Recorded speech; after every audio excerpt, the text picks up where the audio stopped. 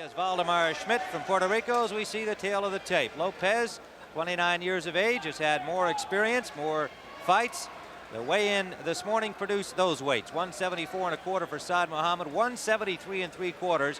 Again, showing that Lopez not only is in super condition, but had no problem making the weight. We watched him work this week, and he looked super sharp and feels that he's in the best shape of his career. He also feels that at age 28, he's more mature. He's had 3 other shots at the light heavyweight championship. One of them a controversial loss to Galindez in 2 tries against him. And he feels that this is a great opportunity that he is not going to blow here at the Playboy Club in Great Gorge this afternoon. And we are underway with round 1. In the white trunks, the champion, Muhammad. And in blue trunks, Yaqui Lopez from Stockton, California. Born in Zacatecas, Mexico, has been living in Stockton for several years.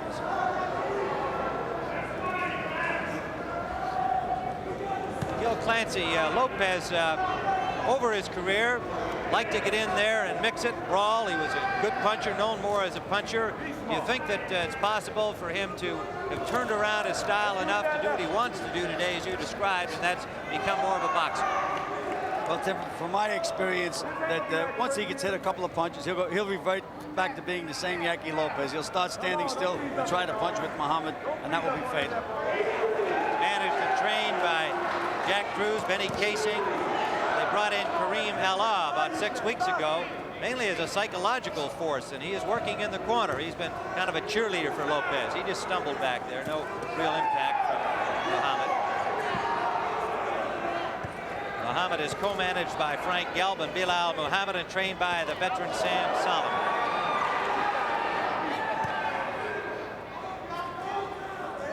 Well, so far, Yaqui's sticking to his plan. He's moving side to side and trying to snap that left jab.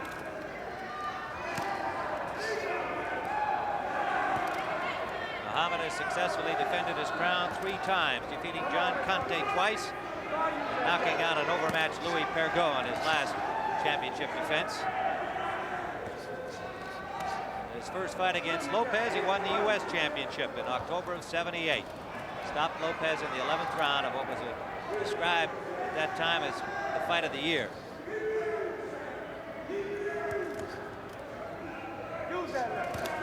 Lopez doing what the game plan called for, jabbing. But his jab has not been effective, Tim. When you jab, you have to jab so that you imagine that your punch is going right through the other fella. He's just about touching Muhammad with those jabs. And Muhammad has landed some heavy body punches.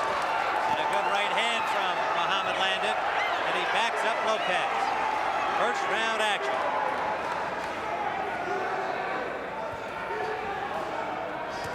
Now Lopez getting a little closer, landed the left hook. Less than 30 seconds to go in the first round. Well, you notice that Lopez forgot about the jabbing now, Tim. Now he's fighting. He went right inside and started to battle the way that Lopez fans know that he can do. Judges are Frank Brunette and Paul Cavalier from New Jersey, and as we said, the referee Valdemar Schmidt from Puerto Rico. Final seconds of round 1.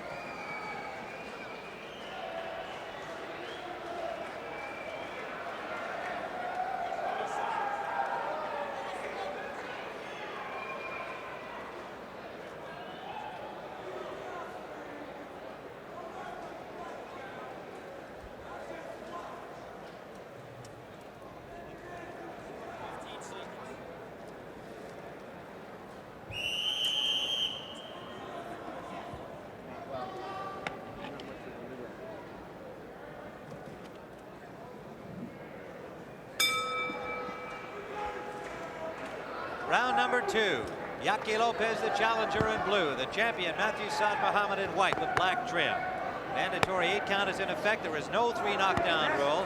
That will be solely at the discretion of the referee. The count will continue after the bell in the event of a knockdown in the final 10 seconds, and that will apply except in the final round. 20-foot ring here. Lots of moving room for both of these fighters. Tim, you had mentioned that the Scott fight might have taken a lot out of Yaqui Lopez, but he did not look like a shot fighter in that first round. He's in with a real great champion, but he looks like a good fighter himself in there. Certainly in incredible condition. He somewhat reluctantly told us during the week that he had the flu. He didn't want to use that as an excuse for a loss to the very tough James Scott. But his handler said that he indeed was somewhat under the weather when he took that fight with Scott. Lopez preferred to give credit to James Scott, as indeed Scott gave credit to Jerry Martin, handed him his first loss. Lopez has now reverted to fighting exactly the way he's fought all his other fights. He's staying right there now. He's not moving too much, looking to trade punches with Muhammad. He's standing still. Interesting technique in watching Muhammad train this past week. Sam Solomon, his trainer, putting a sling around his neck and around his right hand so he couldn't throw it, trying to get him to use the left more. Felt that since he took him over back in October that he used his right hand too much, and of course he's got a devastating left. Well, there's that Lopez jab that he promises we'd see. And he landed it several times. You know, you've commented that Franklin is insulted if you don't hit him with the jab. He kind of expects to get hit with a good left jab. That's right. And both of these fighters have a history of busting up, cutting. So we may see some interesting action here, Tim. Anything can happen in a fight like this. We have under a minute to go in round 2. 15-round WBC Light Heavyweight Championship. Next week, the other version, WBA. Here on the Sports Spectacular, 3 o'clock Eastern Time. Eddie Mustafa Muhammad, the former Eddie Gregory, against Jerry Martin, the man who handed James Scott his first loss in the following session.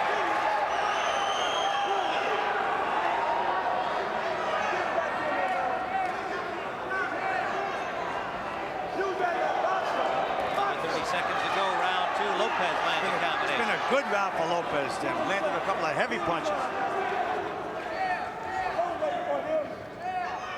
There is some blood over the right eye of Muhammad. And he just got hit with a good left hook on the chin. Lopez working hard with Muhammad flat-footed over there. Final seconds of round 2. Try and get a better look at where that cut is.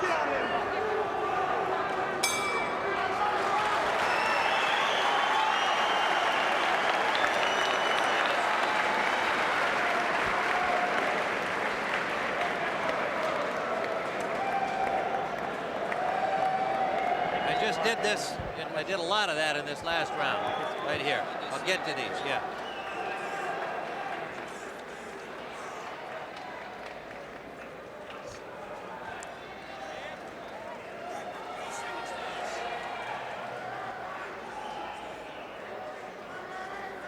Is that lady on our card next week?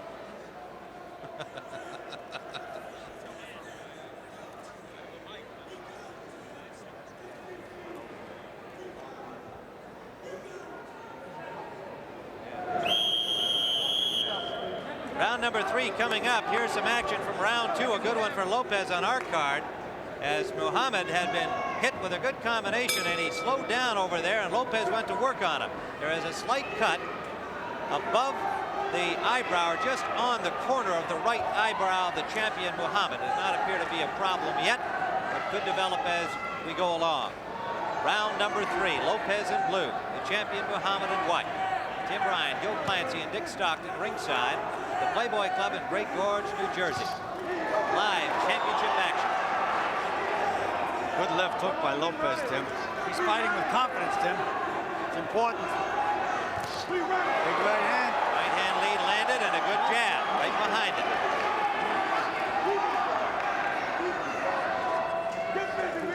Muhammad's going to have to land that big punch, Tim, to turn this thing around. Right now he's a little confused. Look at this, falling for feints. Backing up a little more than Muhammad usually does. We mentioned next week's light heavyweight championship, WBA version. Saturday, August 2nd, the WBA Junior Welterweight Championship here on the Sports Spec. Exciting Aaron Pryor against the veteran Antonio Cervantes, the champion Kid Pambele, a beautiful, beautiful boxer. later in August, the delayed version of Pepino Cuevas, Thomas Hearns, the WBA welterweight championship. What a war that's going to be. Takes place August 2nd on closed circuit. You'll see it later in the month here on the Sports Spec. Tim, you notice that Yaqui has completely abandoned his pre-fight plan. No more jabbing and moving. He's taking the fight to Muhammad. Muhammad trying to laugh him off, but he meanwhile is taking punishment. Lopez has really taken the fight away from Muhammad here in this third round. And he was landing with body punches during that exchange that Muhammad was grinning over. I don't think Lopez is going to buy any of that macho stuff. He's in the workhorse here. That's one thing for sure. An experienced guy like Lopez, he's a phlegmatic sort of an individual. You're not going to psych him out. You're going to have to beat him if you want to beat him. Under a minute to go. His fourth attempt at winning the light heavyweight championship. 28-year-old Yaqui Lopez. Sam Solomon just told Muhammad, knock him out. That may be a little harder to do than to say. Now Muhammad's coming forward and jabbing well. A little more blood from that slight cut in the corner of the right eyebrow of Muhammad. Less than 30 seconds left, round 3. Now there's blood between the eyes of Yaqui Lopez, and he may be cut. Good jabbing now by Muhammad. That right hand fell short. Final seconds of an action-packed third round.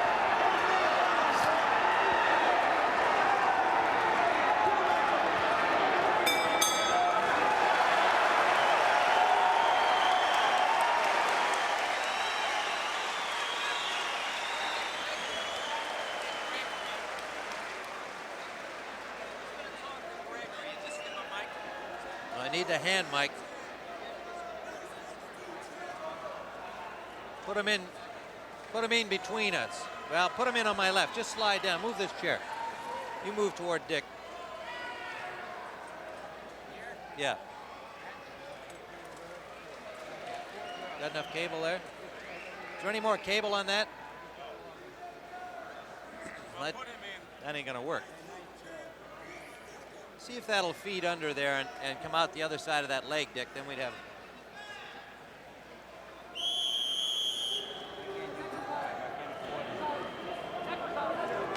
We are waiting the fourth round of this scheduled 15-rounder, and Yaqui Lopez had a good round in round 3, although the champion Muhammad finished the final 20 or 30 seconds jabbing and punching well.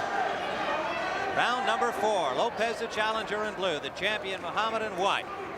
Joining us at ringside here is the WBA champion Eddie Mustafa Muhammad.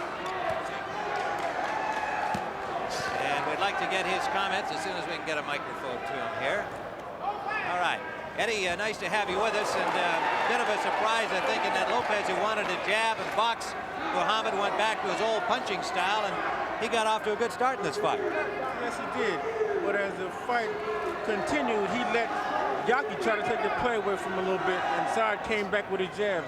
Yaqui's successful in getting hit with a lot of jabs. He doesn't seem to move his head. If Saad would only press him and keep jabbing, the fight would be much easier than what he's making it. Who would you expect to win this fight? Who did you think the winner would be? Well, I picked Saad an easy winner, but if he resorts back to his old tactics, he's in for a rough night. What do you mean by his old tactics? Stand on the ropes and take unnecessary punishment. Well, Eddie, we're looking forward to seeing you next week against Jerry Martin. Some people are wondering why you took such a tough opponent. Well, because I'm the champion, and I want to show people what champions are made of. I'd like to hear that more often from other champions. Well, I'm a true champion. That's why. You heard it from me. All right. It should make a great fight for us next week, the WBA version, here on the Sports Spectacular at 3 o'clock. Stay with us here, Eddie, and we'll get your comments as we go along. Yaqui Lopez went back to his jabbing and moving style this round, Tim. This might be a good way to fight. He's fighting one round slugging, the next round moving. There's that left hook from Franklin. Matthew Saad Muhammad, who likes to throw it. Former Matt Franklin. There is some blood right on the top of the bridge of the nose of Yaqui Lopez. A cut open back in round 3 by the champion. And there seems to be no further damage to the slight cut at the corner of his right eyebrow, Muhammad's eyebrow. Less than a minute to go here in round 4.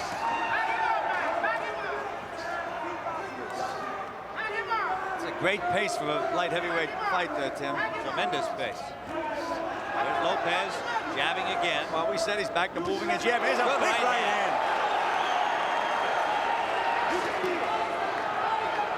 Muhammad did not appear to be hurt by that, but it was a good shot from Lopez. And a left hook landed from Lopez, the challenger. Less than 30 seconds, round 4.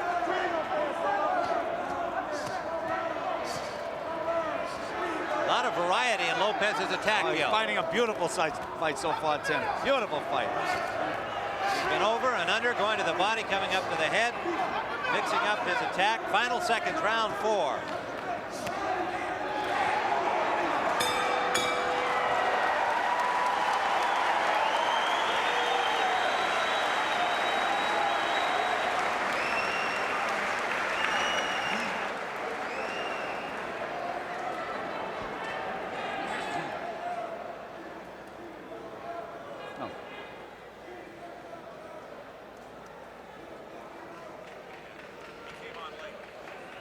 Fight. Lopez in great shape. I watched him train this week, and he really physically very good. Yeah. So did Matthew, but you know, you kind of expected that was questionable about Lopez.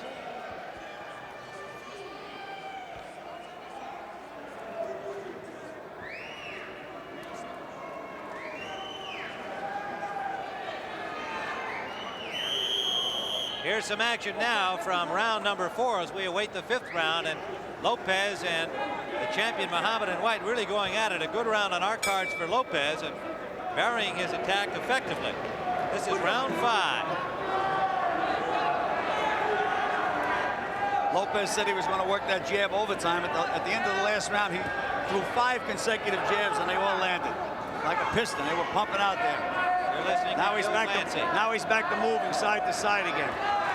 With Tim Ryan and Dick Stockton ringside, live on the Sports Spectacular, the WBC Light Heavyweight Championship. 5th round action. The referee is Valdemar Schmidt from Puerto Rico.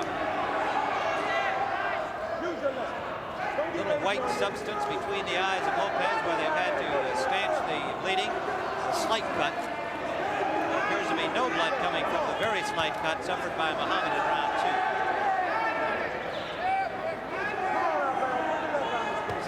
Solomon is saying, slide with him, slide with him. He wants him to keep Lopez in front of him. This little bit of movement on Lopez's part is bothering Muhammad.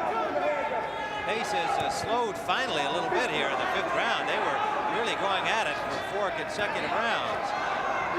Big guys at 175 pounds. Good jabs by Lopez again.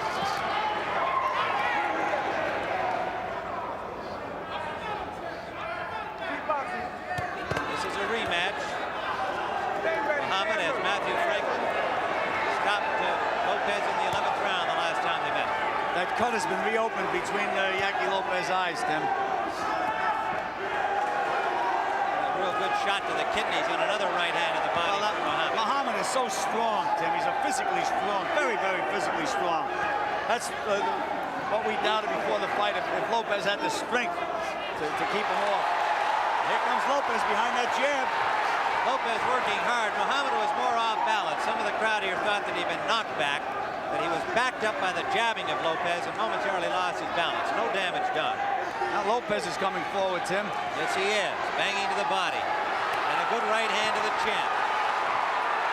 Muhammad kind of resting on the ropes. And that gives Lopez plenty opportunity to score. Under a minute to go, round 5. A smiling Muhammad taunting Lopez. Meanwhile, Yaqui piling up the points. That's correct. Now Muhammad comes to the attack and scored with a good left hook. Well, Eddie Mustafa Muhammad, this is what Muhammad was doing in this round. He said he shouldn't be doing, kind of standing there and taking those punches. I'm not sure we had your mic open, Eddie, but we'll come back to you.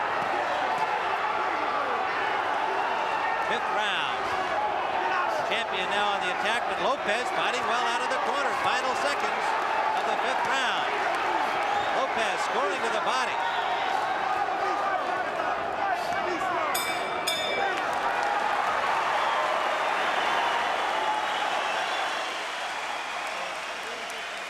Okay, Sandy, can you hear me?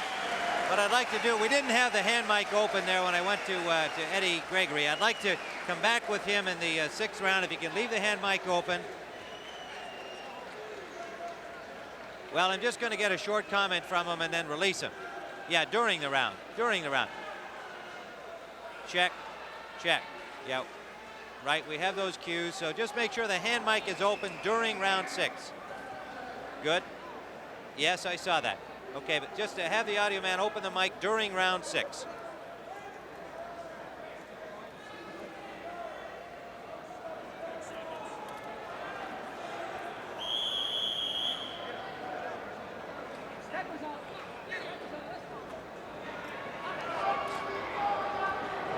You are looking at the challenger, Yaqui Lopez on the left, the champion, Saad Muhammad, now circling to the left of the ring, round number 6. It's been a real good action fight through the first 5 rounds. Gil Clancy and I have Yaqui Lopez ahead on our cards. Scoring by the referee, Valdemar Schmidt, and 2 judges from New Jersey, Frank Brunette and Paul Cavalier.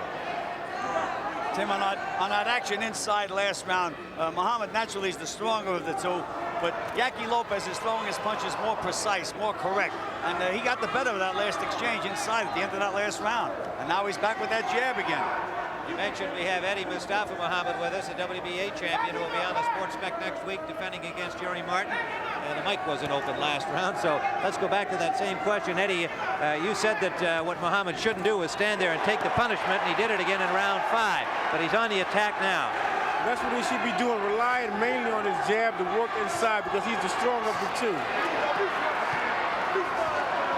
A good exchange going right here between Lopez and Muhammad. Equal scoring, and they're just going toe-to-toe.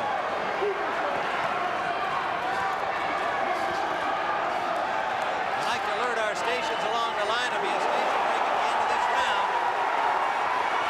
Good uppercut from Lopez landed. Muhammad going right with him. His hand speed is better than Muhammad's, and he's throwing his punches with pinpoint accuracy, Tim. Muhammad's going to have to land the big one. Don't forget, we're going to a station break at the end of this round. Round number 6 we're in, and it's been an action fight from the start. Tim, I don't know whether it was the body punches or what, but Muhammad's mouth is open. That's an indication that he's a little tired. And that's the first time he's tried to literally tie him up. He's a little tired right now, but he's a well-conditioned athlete. He'll get his 2nd win. Under a minute to go. He's looking for it now, though. Under a minute left in round 6. Lenny Mustafa Muhammad, we wish you best of luck next week here in the Sports Spectacular. Thanks for dropping by with your comments. Perhaps we'll get a chance to chat to you near the end of this fight. 6th round action. It's been a dandy. Lopez fighting with a special fury in this 4th bid for the title. Finding a smart fight. He's changing, using a jab, going back to the body, going back up to the head. He's doing it all right now. 20 seconds remaining in the 6th round.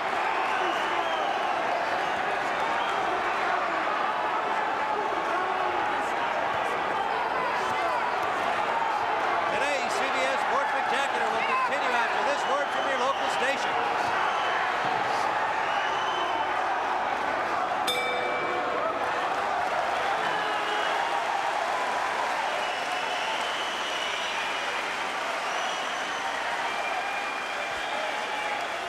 Stay here if you want. If you got a better seat here than where you were, stay here.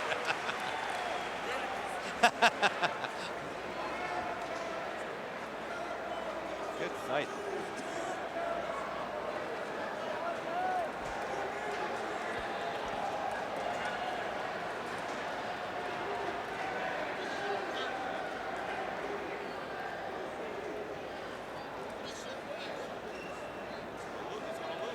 Okay. Unless he lands the big one. Yeah. Or Yaqui gets cut. Check.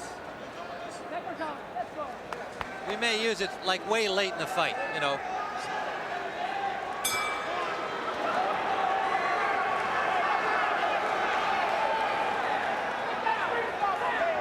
Round number 7, scheduled for 15. The champion, Saad Muhammad, and White has got his hands full with the challenger, Yaqui Lopez.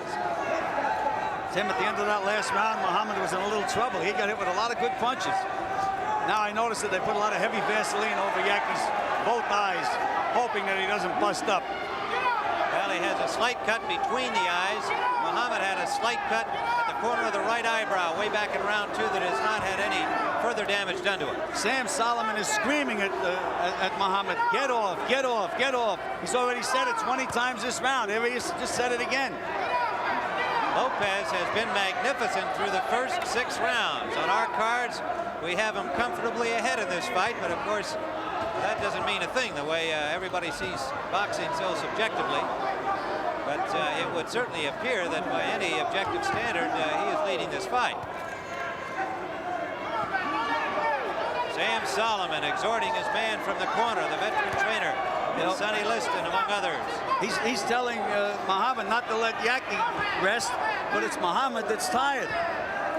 You're right, his mouth has been open since the middle of round number 6. He's breathing more heavily than Lopez at this point.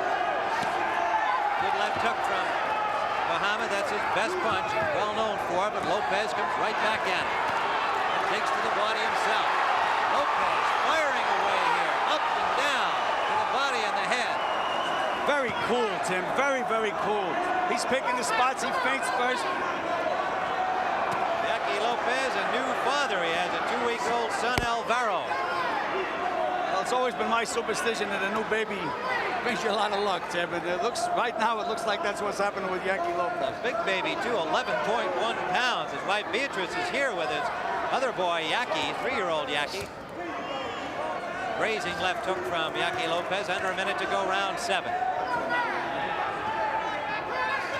Oh, good left there. That jolted Lopez. The best punch of the fight for Muhammad. A short left hook. Muhammad trying to press to that advantage. But Lopez battles him back. It lands the jabs. Those are the kind of jabs I was talking about, Tim, because in one side and comes out the back of your head. They're stiff jabs. Under 30 seconds to go, round 7. Lopez took that real good shot and did not let it bother him at all. Muhammad showing again a little fatigue.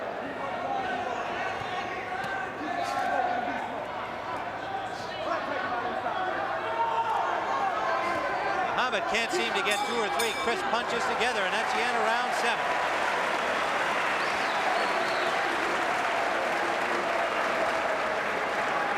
With Gil Clancy and Dick Stockton, we're seeing a whale of a light heavyweight championship fight.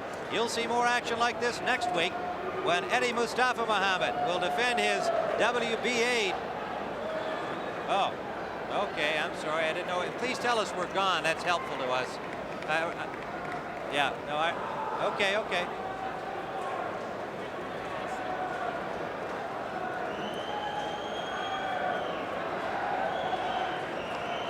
Well, next Sunday, more light heavyweight championship action for the WBA title. Defending champion Eddie Mustafa Muhammad against second-ranked WBA challenger Jerry Martin. And also, you'll see action from the Tour de France. The King and his court softball team, they're always fun to watch. And the Swamp Buggy Championships. It all starts here at 3 p.m. Eastern Time on the CBS Sports Spectacular. Tim Ryan with Gil Clancy and Dick Stockton, round number 8. Of a terrific light heavyweight championship fight, WBC version. The champion is on the right and white. Yaqui Lopez, the challenger in blue. Muhammad came after him at the start of this round at a little faster pace, Tim. He just seems to be walking after him now. This may be that second wind we were talking about. We'll see.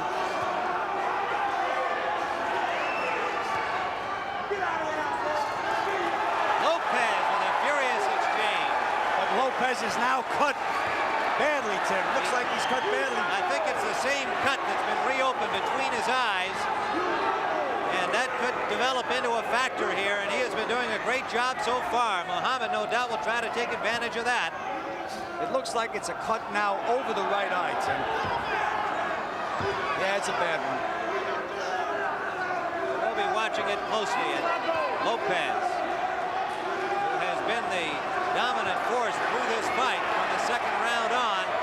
trouble with the cut. And Muhammad, sensing it, going to work.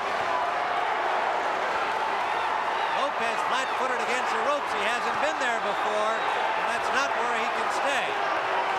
The champion solidly landing now. Lopez is picking a lot of them off, though, Tim. Lopez with a good left hook and another. Beautiful. What a comeback. What a comeback. Lopez battles his way out to the middle of the ring. The crowd going crazy here. Lopez has Muhammad hurt. He's got him hurt. Badly. Muhammad still grinning at him, but he has got to be feeling those punches, and he's not throwing any of his own now.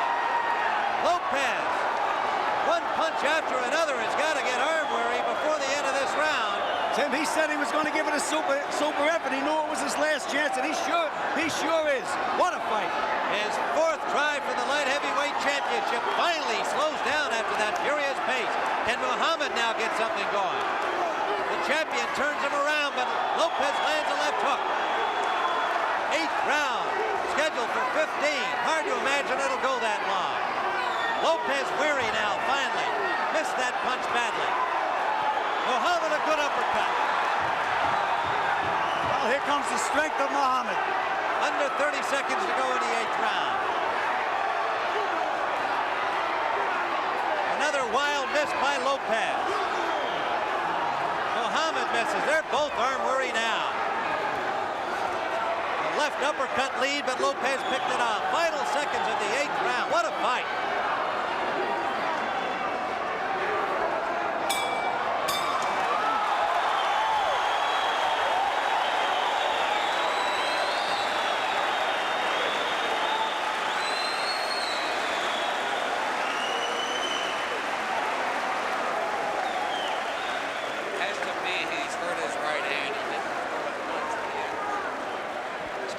Corner if you can, Lopez, if we can get a look at his cut, if it's possible. I realize there.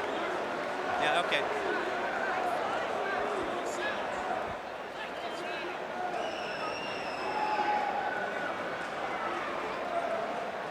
We're awaiting round 9. Here's action from round 8. You could have picked any 10 seconds of that round. It was tremendous. Lopez finally up against the ropes for the first time in the whole fight, but he battled his way out right there as he literally backed Muhammad out into the middle of the ring. Now they're working on that cut. And Gil, I think it's the same one. Between the eyes, it simply got opened up a little bit more. It didn't look like they had done anything else except to work on the same spot. Well, the referee has taken the Vaseline off the cut. He took that protective Vaseline off the cut. I don't know if that was the right thing to do. It was a little heavy, but you leave something on there for protection. It is round number 9. The referee is Valdemar Schmidt from Puerto Rico, appointed by the WBC. This is the WBC Light Heavyweight Championship. Next week, the WBA version, here on the Sports Spectacular. And August 2nd, Aaron Pryor and Antonio Cervantes for the Junior Welterweight Championship in the WBA. That should be a dandy. Big right hand swing by Muhammad, and it landed. That's that strength, Tim. He has the strength. 9th round scheduled for 15. Lopez in blue, the champion Muhammad in white. Again, Sam Solomon is saying, don't let him rest, don't let him rest. But I think they both need a rest after that great last round. We've had a furious pace here right from the opening bell. The crowd here has been very involved in this fight. Anybody would have to be. It's been action-packed. There's a lot of emotion. The 4th try at the title for Yaqui Lopez, 28 years of age, from Stockton, California. The champion defending for the 4th time.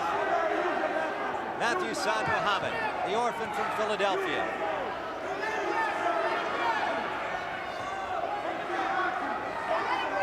Gil, it seems to me that Muhammad doesn't have the same snap in his punches that he had a couple of rounds ago. Well, they're both tired, Tim, and you know he's mostly an arm puncher anyhow. He depends on those big muscles, and fellas with big muscles have a tendency to get tired. Pace is finally slowed here in the 9th round, as to be expected. The champion has got to make something happen the way we see this fight at this point. Well, the corner did a good job on the cuts with Yaqui Lopez. There's no blood at all. Maybe it was Waldemar Schmidt when he put that pressure on when he took the grease off. Anyway, he's not bleeding, so it's not a factor right now. Joe Guzman and Hank Pericles are the 2 men working in the corner. Yaqui Lopez Less than a minute to go, round 9. There's that uppercut lead by Muhammad. He snuck that one through, not with great impact, but he did land it.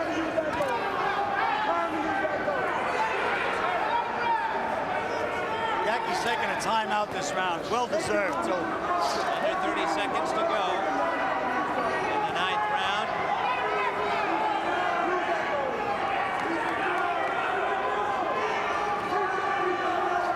In October on the Sports Spectacular, the WBA Heavyweight Championship. Mike Weaver and Harry Kutsia, October 25th in Botswana. Final seconds of the 9th round.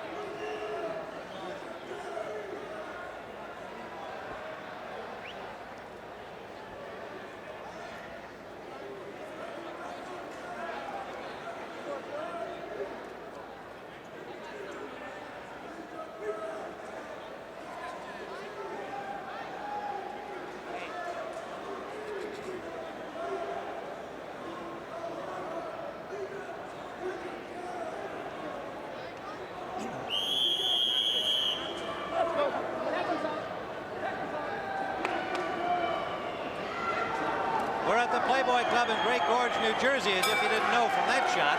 And we are awaiting now the 10th round. Yaqui Lopez, the challenger. Matthew Saad Muhammad in white, the champion. If you just joined us, it's been a dandy. And we have Lopez ahead, although Muhammad came back in round 9 as Lopez, Gil Clancy aptly put it, took a bit of a rest, well deserved. He had been the dominant force from round 2 through round 8, at least the way we see it. You know, Tim, sometimes when you fight in one gear and then you turn yourself off the way he did last round, you have trouble getting it back again. He has to get back, and he's got to fight in that same gear he fought earlier. I know it's tough. I know he's tired, but that's what he's going to have to do if he wants to keep going and win this championship. The slight cut between the eyes, top of the bridge of the nose of Lopez, has not developed into a serious factor thus far.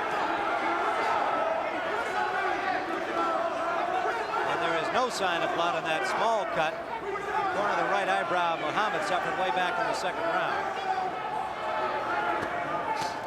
Muhammad digs to the body with a good solid left hook. Lopez now the blood is there again. A couple of solid punches. He's got to have to take the play back away because Muhammad has to play now, and there's a good combination by Muhammad. Muhammad on the attack and lands a second combination. And the champion coming alive here in the 10th round has to know that he's behind, and his corner has been trying to get him to start first in every round. Lopez hadn't let him do it, but this is a good start in the 10th here for Muhammad. Lopez showing a little weariness, no doubt the effects of those two good combinations, and a good jab there from Muhammad. Left hooking again. Lopez right now is not offering any offense at all, Tim. Last round and this round, no offense. He has to have Muhammad respect him at all times in there, or he's just going to walk in and take him apart. Under a minute to go in the 10th round. Two weary warriors, but still throwing heavy leather.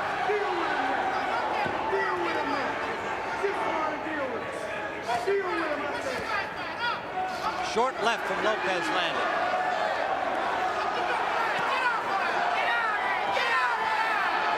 Back on the ropes, getting a little rest here, and Lopez has done well whenever Muhammad has done that. And they're screaming at Muhammad to get out of there, get off the ropes. Either he doesn't want to or he can't. Under 30 seconds to go, 20 seconds left in round 10. Tim Ryan, Gil Clancy, and Dick Stockton, a tremendous light heavyweight championship fight. Beautiful, bright, sunny day. Referee took time. The tape came loose on Lopez's glove. Time will be called. They will have to finish the rounds. Time is stopped as they repair the tape that was coming loose on Lopez's glove. Pick up the time when referee Schmidt resumes action. We almost had something happen here. Waldemar was holding Lopez's hands and he almost got nailed. And that brings the round to a close. round number 10. Eddie. Eddie. How do you see it?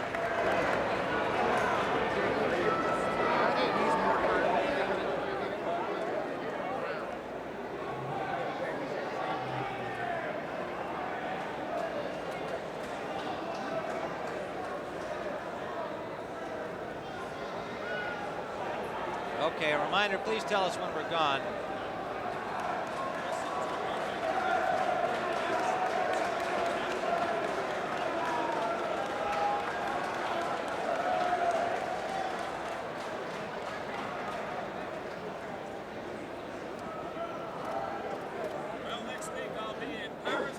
Next week, the Tour de France on the CBS Sports Spectacular.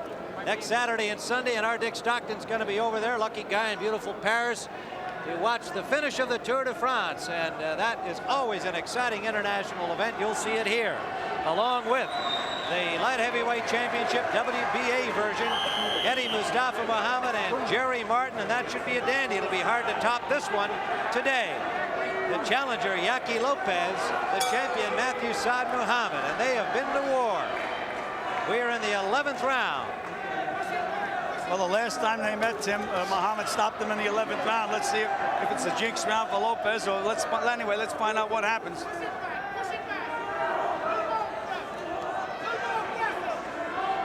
Again, in Lopez's corner, they did a good job in stopping the bleeding from that cut. Muhammad has not been able to really open it enough to make it a factor in the fight thus far. Now, Lopez is moving around the ring, but when you move, you have to jab. He's moving around, and he's not moving his hands. Muhammad on the attack.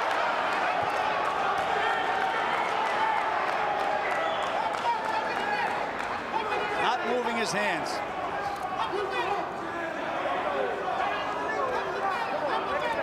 Lopez now gets the jab going. Jab and a hook. Hooked off the jab. And there's 4 more jabs.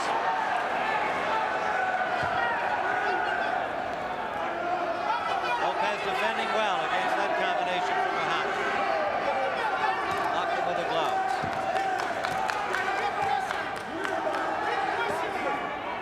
Both showing some signs of fatigue here. Muhammad can't afford to load up, but it looks like maybe that's all he's going to be able to do on a good slapping left hook from Lopez landing. Right now, Muhammad is forcing his punches, Tim. Looks like they've lost a little snap, and he's trying to put a little too much into them. That's why he's missing. He's being out-jabbed, too. Little blood again from that cut between the eyes of Lopez. That appears serious at this moment. Now the champion on the attack again. Lopez took a hard left hook on the arms, but Muhammad stayed right on it.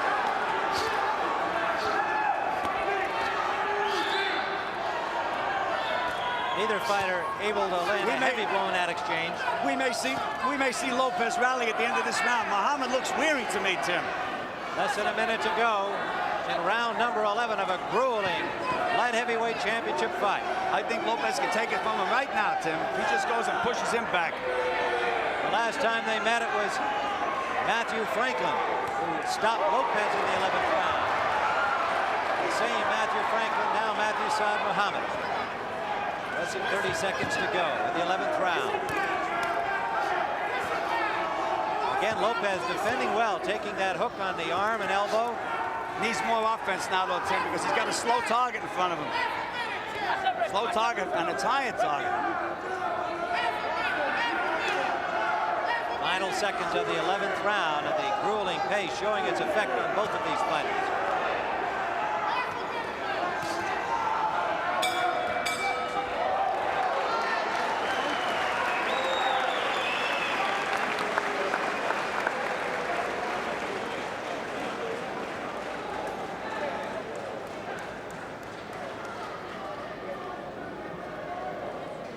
If I was in his corner, you know what I do now? I say, go out and back this guy up for 3 minutes. He can't back up now. He's dead. It's tough to do, but if you want to win a title, that's what you have to do. Right. Back him up. Take it away from him. He can take it away from him right now. You know that? Tim, you hear what I said? Jack. Yes, I did, yeah. That's what I do. Make that comment, beginning of the round.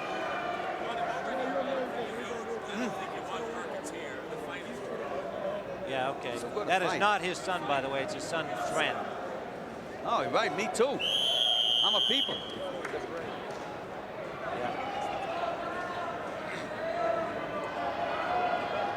Well, looking at this spectator reminds us that football is coming close. New York Giants coach Ray Perkins, he and his staff spent the weekend here at the Playboy Club, and they open training camp next week, and pretty soon it'll be NFL football on CBS. You know, Tim, if I was in Lopez's corner, I would have told him, I said, look, go out and give it all you got for 3 minutes. Back this guy up for 3 minutes. I think that Muhammad is tired enough now that he can't back up. And Lopez is letting him set his own pace now. And Lopez come forward. That's Oh, he the can next come one. forward behind that left jab, Tim. I think right now, it's down to the nitty-gritty. The championship's on the line, and he could win it right that way. No, I do agree with you, and he is in great physical condition. We've emphasized that. He's shown it in this fight. That would appear to be good advice for him from Joe Clancy. Outside, Tim, Muhammad throws those big wide punches. They have so much strength and power. Even when he hits them on the arms, he moves them. But inside, Lopez is punching faster and harder. We're in round 12. And using the term grueling, and I think it's the most apt adjective for this fight. Again, blood from that cut between the eyes of Lopez, but does not appear to be a factor. Muhammad might have thought when it opened that he was going to be able to work on it, but Lopez has survived any further problem. Lopez has stopped punching. Muhammad doing the work here in the 12th round. Of course, he's got to keep working if he wants to retain his title.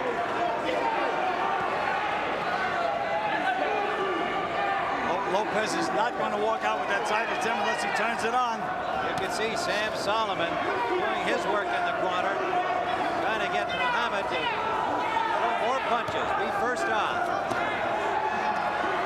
Muhammad throwing combinations with Lopez backed up on the ropes here now.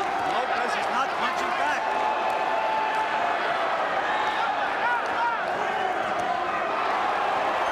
Good left to the body from Muhammad.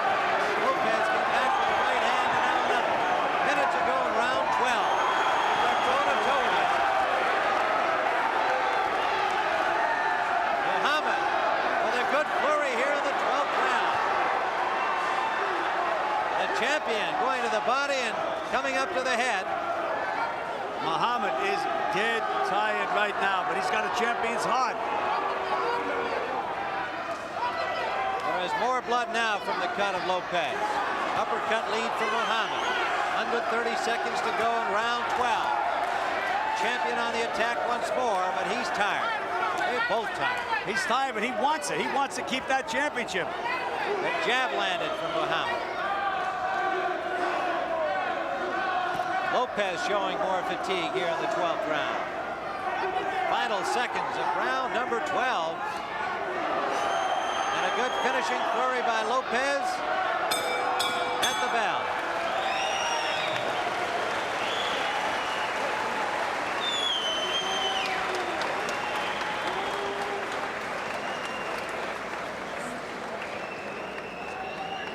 He don't want it bad enough. This guy's more tired than he is. And he's the guy that's being careful and resting. What a fight.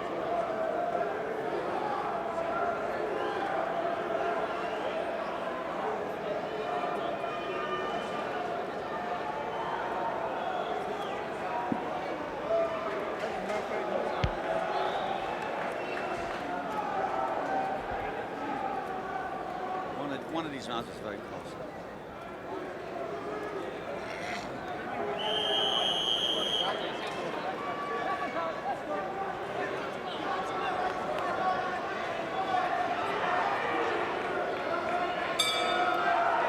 Champion Matthew Saad Muhammad, since the 9th round, has been staging a comeback here after Lopez, at least in our cards, had a commanding lead.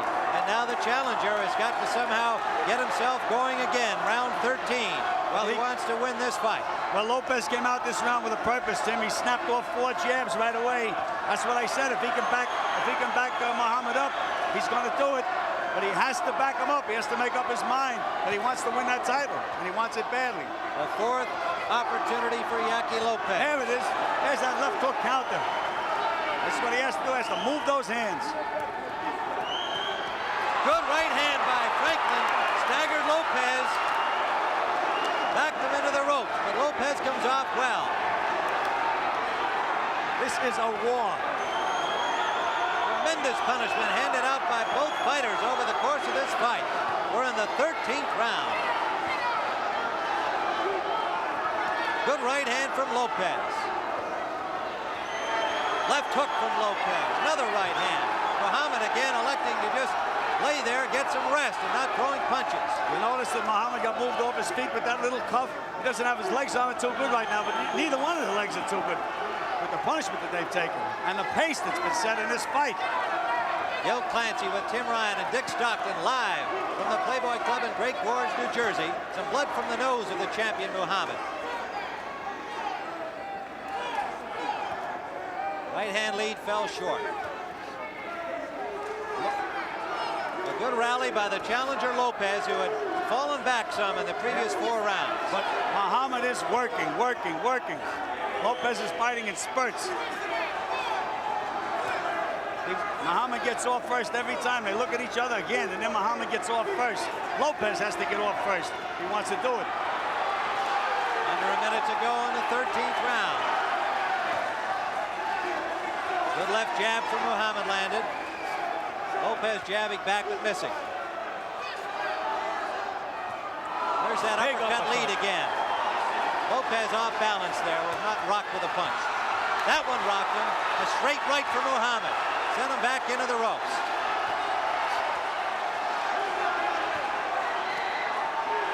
The champion really working now with 30 seconds left in the 13th round.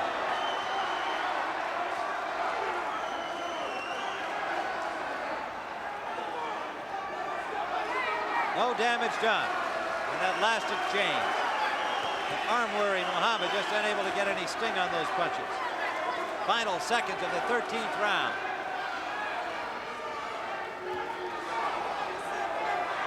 They're both bone-weary.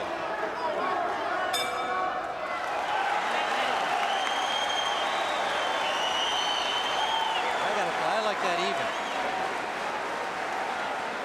He had the first half of the round, Lopez. He had the last judges half. don't even remember the first half of the round. Yeah, but we're scoring it. I'm telling you. He has to win the last 2 rounds. In my opinion, he's got to win the last 2 rounds to win the fight. Lopez got to win the last 2 rounds to win the fight. Say again? This guy. I told him, he says, like the last round, he says, Lopez won the first half of the round. Okay, The judges don't moved it remember the closer first now. half.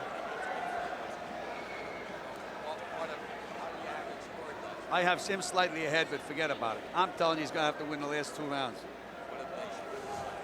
You'll see. Remember what I'm telling you.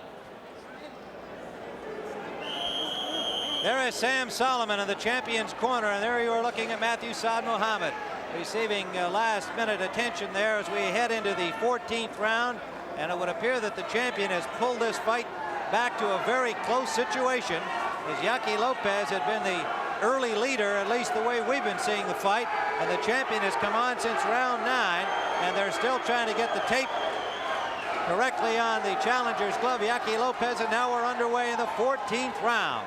A tremendous light heavyweight championship, more of the same next week, WBA version. Tim, every time they stand in front of each other and confront each other, Muhammad gets off first.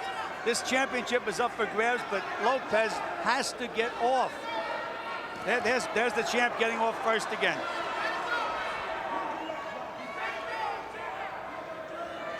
They're telling the champ in his corner he's got to go, and he's getting off. I don't know what Lopez is thinking about. Right hand, down goes Lopez. A right hand followed by a left hook. He was hurt, Tim. He's shaking his head to clear the cobwebs. First knockdown of the fight. Lopez is up and ready to resume, but he was rocked. Here comes the freight train now. Here he comes. We're in the 14th round. The champion with a right and a left sent the challenger Lopez to the canvas. And there's a solid left hook from Muhammad. Tim, you know, seeing Lopez score like that, that's better than down he goes again. Down again. And that might be it, as the champion Muhammad with a comeback here late in this fight from round 9 on. Looks like he's retained his championship, but Lopez is not ready to quit yet. Looks like Lopez's nose is broken, Tim. He's bleeding heavily from the nose now. That one left hook did it. He's in trouble, and Muhammad just measuring him now. The champion but appear to have retained his title. Lopez is done. There is no 3 knockdown rule. It's at the discretion of the referee, Valdemar Schmidt. And he's going to try it once more. He's been down 3 times in this round. Lopez in extreme trouble here, valiantly trying to stay alive in a fight that he led early. But the champion trying to come up with a big one to finish him. His adrenaline is up now, Tim. He saw him fall down. That's like 5 minutes rest. Good right hand. That's it. That's it. That's it. The referee has said it is all over. And Matthew Saad Muhammad with a 14th round knockout of challenger Yaqui Lopez has retained the WBC light heavyweight championship. Look at the end. Well, Yaqui Lopez, who, as we saw it, had a commanding lead all the way into the 9th round, simply ran into a champion who battled back and got stronger as the fight went on, wound up with a knockout victory in the 14th round. Lopez valiantly getting up from the canvas 3 times before finally the referee, Valdemar Schmidt, said that's enough. And Saad Muhammad has now successfully defended his WBC crown for the 4th time. Tim, this is a case of where the champion he would not give up that title. He would not give it up. He sure would not. Well, Hector Salazar getting more airtime than the 3 of us as you look at Aaron Pryor, and he is a man intense right now, Ray. Well, he's really psyched himself out. I guarantee, well, I can't guarantee anymore, but I feel there's going to be a knockdown early. Someone's going to get hurt. How about you, Larry? I think the most crucial thing in the first round or first 2 rounds is whether Arguello can use his great ability as a body puncher, and many people think he's one of the greatest body punchers there ever was, to slow up the charge of Aaron Pryor. Aaron Pryor has been known to charge out at the opening bell. Round 1. Pryor with the first punch. He scores with a right hand. Up tempo right from the opening bell. Well, I wouldn't be surprised if someone gets knocked down in the first round. Pryor, perpetual motion. He is right on top of Arguello, who gets off the ropes. Crowd already starting to cheer. Arguello with a right hand that scores on Pryor, whose legs buckle for a moment. Pryor seems to be hurt. Alex went to the body and was able to hurt Pryor for a while. Which is exactly what Larry Merchant was just mentioning. Those uppercuts by Alex and that overhand right is very effective in Pryor's style. Pryor is now slowed down just for the moment. Pryor has been knocked down. He will say, yes, I'll get knocked down and take a count of 1, 2, or 3, but my opponent will get knocked down and take a count of 8, 9, or 10, and that has been the story. First round, uppercut, the right hand, and another left hand. Arguello against the ropes. A lot of action for the first round of a 15-round fight. Both fighters are a little tight. A right hand by Arguello. This is the first time that I ever seen Alex go at this pace in the early round. There's a right hand by Pryor, and Arguello is hurt. Well, so far the fight has been exactly as advertised.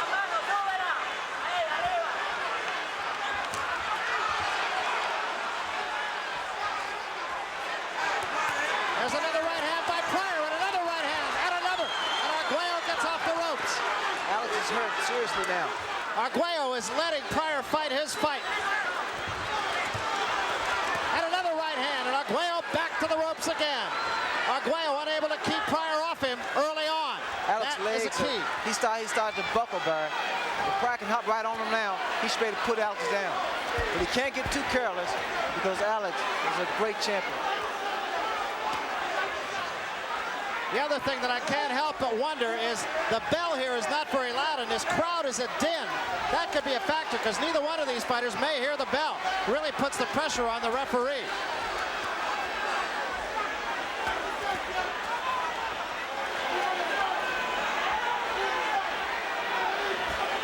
This is still the first round, remember.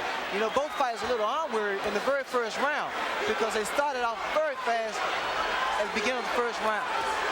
Well, there weren't too many who expected this fight to go the distance, rather. A left hand by Pryor again. And at this pace, there is simply no way that it can. A combination by Pryor. And an uppercut.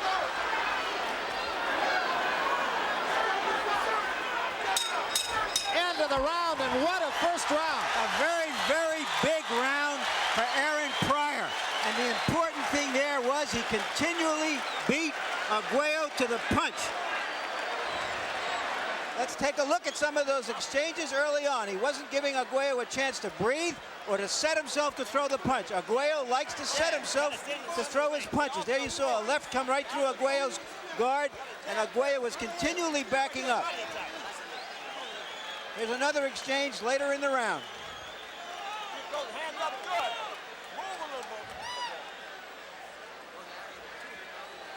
There you saw 2 punches, 3, a very good left hand.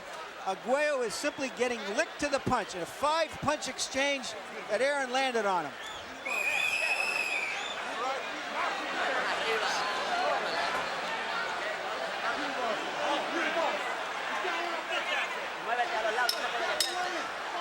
Another factor also is the fact that Pryor often misses shots. He did not miss many punches in that first round, and he scores his first 3 of this one. An uppercut sends Arguello reeling backward.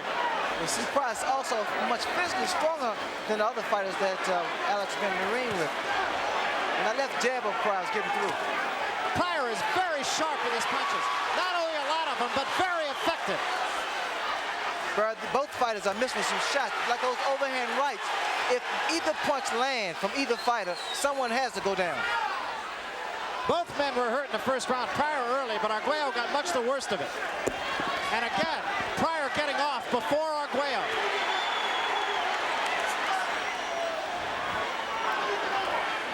Arguello, a professional, and that is the thing that is constant. When you hear anybody talk about Alexis Arguello, they say he's the consummate professional. Well, see, Pryor always punches himself out unnecessarily. He burned a lot of energy up. And another thing he must keep in mind, he can't stand straight up. That left hook by Arguello just landed. Pryor can't afford to stand straight up because Arguello gets very good leverage. But inside, it should be Aaron Pryor all the way. That time, Arguello got a right-hand counter punch off, and Pryor is hurt. Now, see, you'll see Arguello, because Pryor was dazed from that overhand right. Pryor talking to Arguello now. Pryor draws a warning for hooking.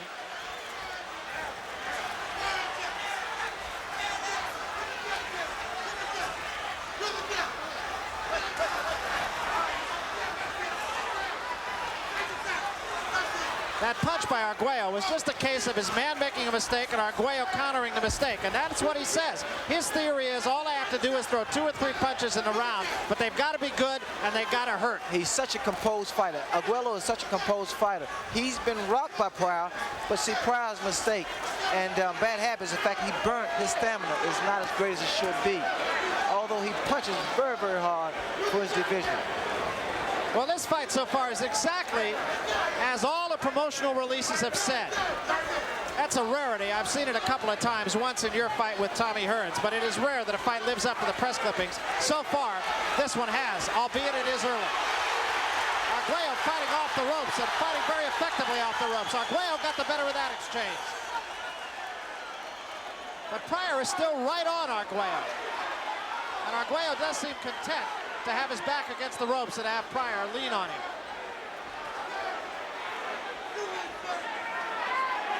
This is just the second round. Neither man is marked.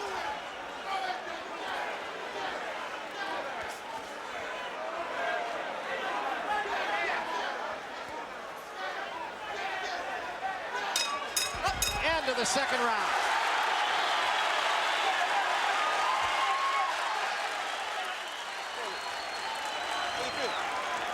Aaron Pryor looks none the worse for the wear.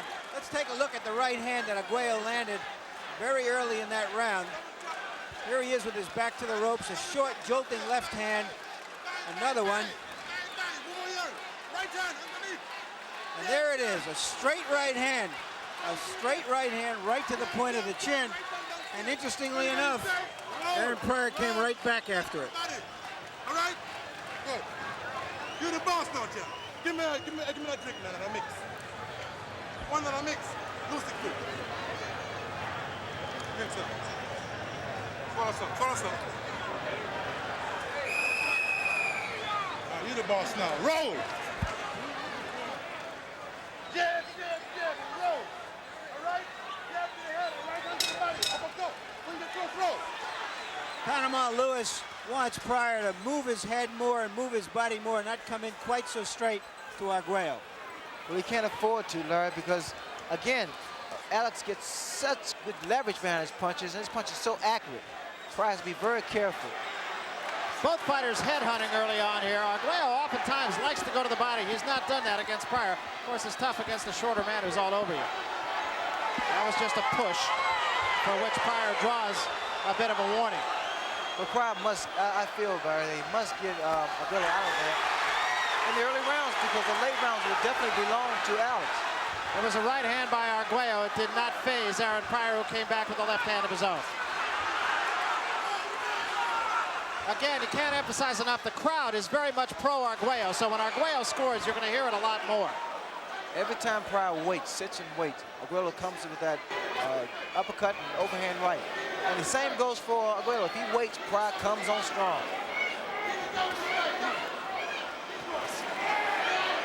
The left jab in the face of Pryor, thrown by Alexis Arguello. Pryor fighting a little bit more in long range this round. He's telegraphing, he's reaching. Aaron Pryor's starting to reach now. And it's very, very bad, habit against a guy of Arguello's caliber. Arguello took a right hand from Pryor, mostly on the gloves, but it still forced him back into the ropes.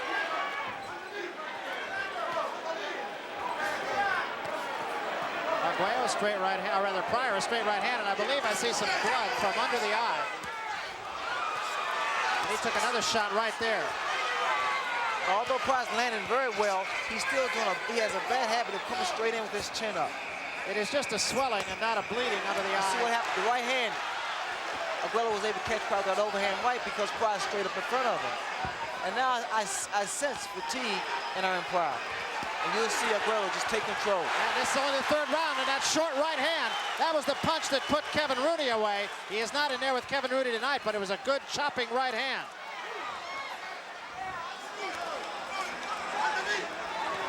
I really believe that Pryor starting to get a little arm room. And Pryor playing with Alexis Arguello here for a moment. I can't imagine really that Pryor could be armed, although he was fighting like it for just a moment there. There's a right hand by Arguello. Well, Pryor has this funny way of throwing a lot of punches, then all of a sudden he plays around and gets his rest, his second win. That was not a damaging punch by Arguello. Pryor backs off. Those body shots of Arguello's taking a toll. End of the round, end of round 3. And there is a swelling under the right eye of Alexis Arguello. There is a swelling under Alexis Arguello's eyes. I don't think I've ever seen Arguello have to fight so hard, so persistently in the first few rounds of a fight. It is a question of whether he can stand this pace also as the fight goes on. Aaron Pryor might get tired, but he probably will take Arguello with him. There's a right hand. It was an arm punch, but it landed flush on Pryor's jaw. Don't wait on him. Don't wait on him.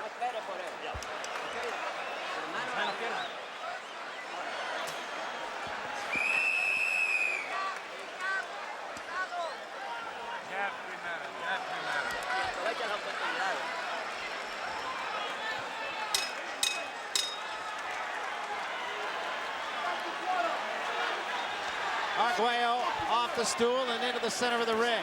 Arguello's corner, Eddie Futch telling him, don't wait on it. Exactly, that was the problem at first with Arguello. He was waiting on Pryor, and Pryor shouldn't do the same. He shouldn't wait on Alex.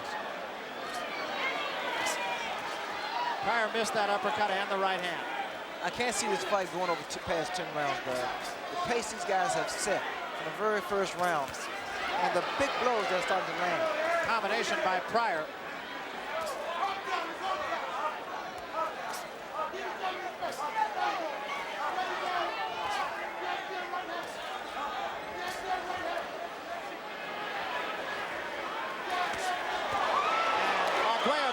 good right hand from Pryor, and Pryor now putting on the pressure on the ropes. It was only the right hand, though, that scored. The combinations to watch from Alex Arguello is that under left uppercut and overhand right, which has been very effective.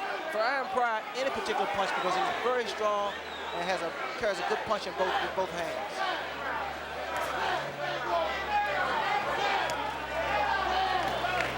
And the jab now of Arguello starting to tick off the face of Aaron Pryor. It's not damaging, but again, it's one of those things that over a period of time can wear a man down. That right hand caught Arguello on the gloves, but he did score with an uppercut and another left hand. Arguello back with the right hand of his own. I don't believe Pryor's hurt. I think he was feigning injury there. I do not believe he was hurt by that. You know, Arguello threw some body shots in that third round, and I felt they were effective against Aaron Pryor.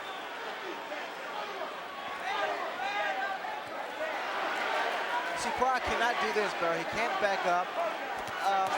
Arguello gets too much leverage, and his reach that he has.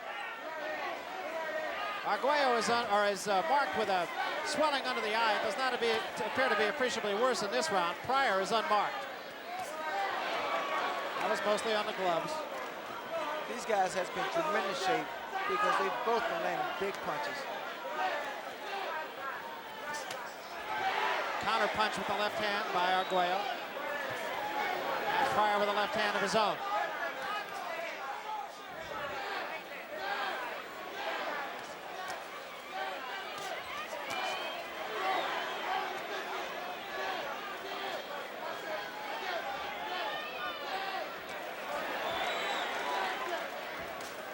Aaron Pryor can throw punches from all angles. You notice the way he bobs and weaves, throws it with the left hand, the right hand. He's capable of throwing punches from all angles. He becomes very difficult to hit, too, just with that head roll that he has. He just makes a very tough target. That was an overhand right at the bell.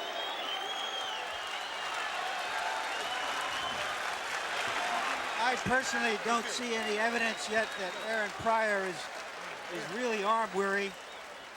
Let's take a look at a combination that Pryor landed early in that fight. A clean left, a clean right, followed by a left jab that missed and a right that grazed the chin of Arguello. Still coming on. Another left that lands. And obviously in those kinds of exchanges, Arguello cannot set himself to punch back. You just talk to me. Put down your lap. All right? Double jabs in this sucker. Double jab. All right? Because when you shoot one jab, it's kind of punching you. So double the jab. Double jab, right hand. Okay? Okay? Come on. You're the boss. All right? Yeah. Vaseline. Good. Come on. Alex Arguello thinking a lightweight champion's thoughts. You wonder what's going on inside that great old fighting head. The left hook by Arguello. Panama Lewis telling Pryor to double jab and come with the right. Another right hand by Arguello. I'm sure the way things look now, Alex Arguello was instructed to pick the pace up and not to fall asleep on Pryor. Pryor, on the other hand, was told, work that left jab, get inside. I would tend to agree with Larry. I don't really think there is any arm weariness on the part of Pryor. Both of them really seem to have their legs under them, too, and that, of course, is the real telltale. Well, they both now look really alert.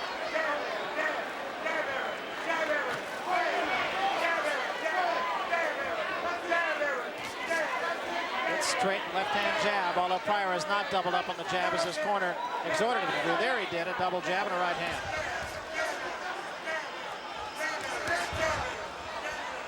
Pryor still making the mistake of falling in with his chin. And every time he do that, he can be tagged with an overhand right.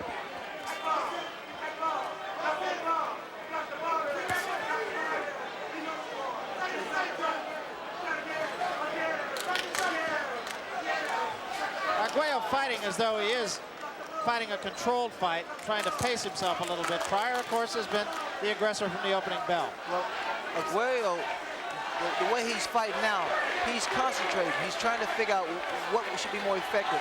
You'll notice he'll go to the body on Pryor with that left uppercut. looks like Arguello's almost trying to measure Aaron Pryor. He's not fighting at long range, but by the same token, he's trying not to let Pryor get on top of him. Well, also, Barry, you see he'll start going low with his punches. Arguello will start throwing punches under. There was a good left hook by Arguello, but it did not hurt Pryor, who smiles back at him and takes the right hand from Arguello. Watch the right hand by Arguello. If he has time to set it up.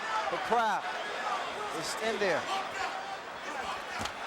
That missed.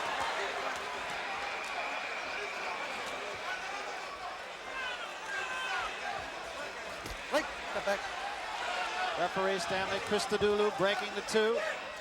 Every time Arguello tries to set Pryor for a combination, Pryor has the ability to throw his rhythm off, because he comes back with a series of his combinations. Pryor rarely will throw one punch, all in combinations, and that's the way it says. Right hand by Arguello. Pryor's not hurt, backs away from it.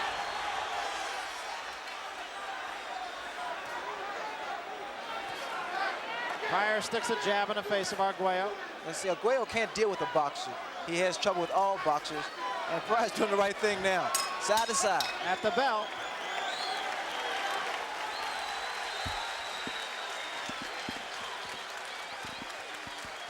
Let's take a look at Alexis Arguello here. I detect, Ray, that Arguello seems a little bit tired to me. That's the way. Jab, jab. Throw it, uppercut to the body, throw the left hook to the body. Keep it in the right hand shot to the head. Oh, what is that? Oh, okay. I can say. Keep that jab with it. That jab with it.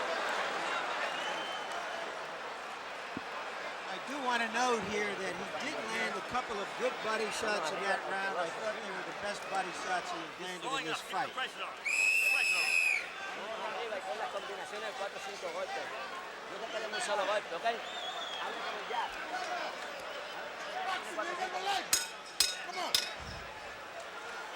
Pryor again rushing off the stool at Alexis Arguello. Arguello being told to keep the jab in his face. Swelling does not really look to be very much worse than it was when it happened in the second round.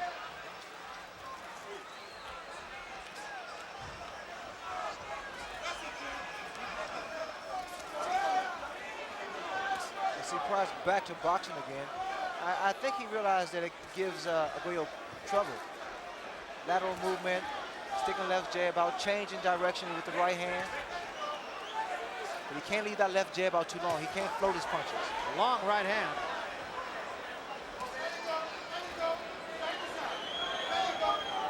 Pryor looks all business here. Well, he's very serious, Barry. In fact, both fighters are very serious.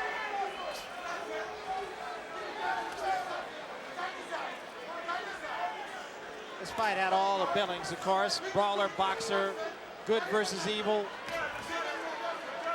What it all comes down to is two guys in an 18-foot square.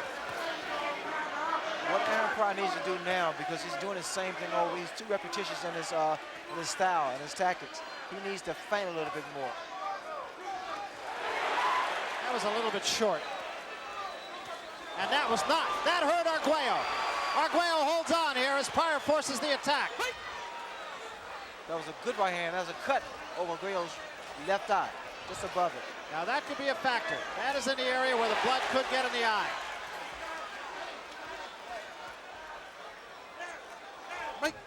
So the cut alongside the left eye, and it's being looked at by Stanley Christodoulou, who says box on. Again, I don't see this fight going on 10 rounds. These guys throwing too much leather, and it's going to take his toe. It has to. That cut is alongside the eye, I believe, of Alexis Arguello, not above the eye.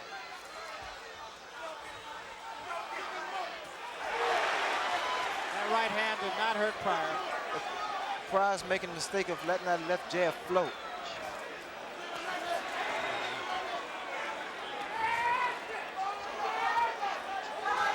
That cut is actually above the left eye of Arguello, not alongside it, right? Above the eye, toward the right side of the eye.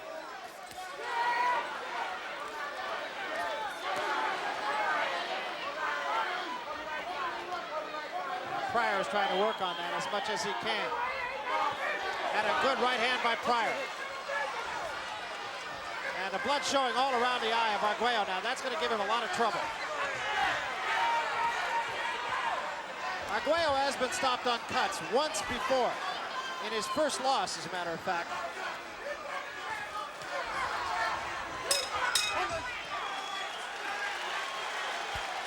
That could be a very, very significant cut. Let's see if we can detect when that cut happened.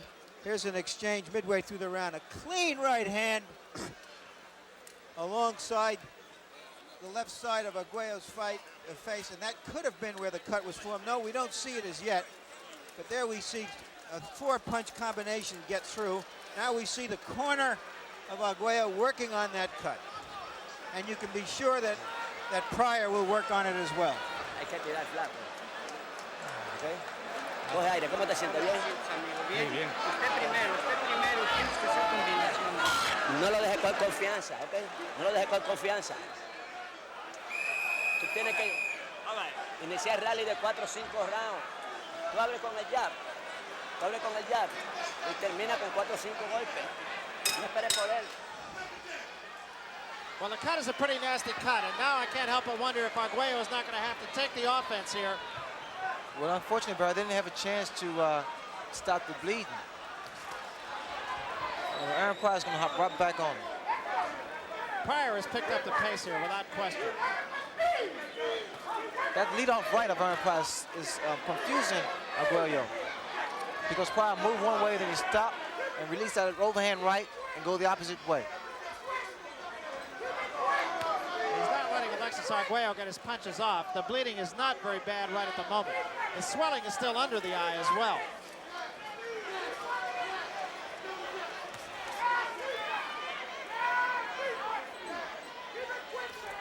It's really impressive to see Aaron Pryor as a boxer.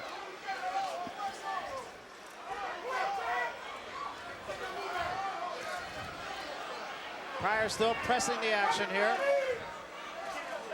Has definitely picked up the tempo. As he knows his man's in trouble. An uppercut, and he right back with the left hand. That was a beautiful combination. Right at the moment, Aaron Pryor is in control of this fight. You'll see Aaron Pryor come under with his punches. He throws the overhand right, then follows that right hand with the straight left jab.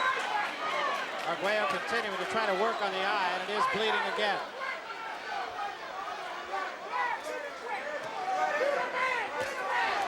There was a good right hand right on the eye. Arguello wants to get closer.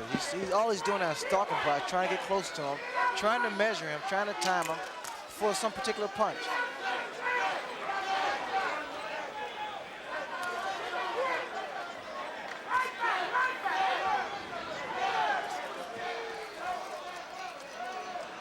Bleeding is not appreciably worse here, as Arguello's corner actually did a pretty good job of that. He's taken a couple of punches on it, and it is bleeding a little bit, but it's not bleeding profusely. Well, the tables can be turned around if Arguello just picked the pace up now, because Pryor has slowed down tremendously than he did earlier. And that swelling under the eye is getting a little bit worse on Arguello as well. Arguello right at the moment, again, does not seem to have a lot of sting in his punches either. Well, he's fighting a bigger man, too. And there's a right hand, and that might have hurt Pryor. Arguello trying to follow it up, scores with another left hand, but Pryor not stepping back. Pryor does not seem hurt. But Pryor fights harder when he's hurt, as a matter of fact. Because that left hook and that right hand by Arguello was a good, solid punch.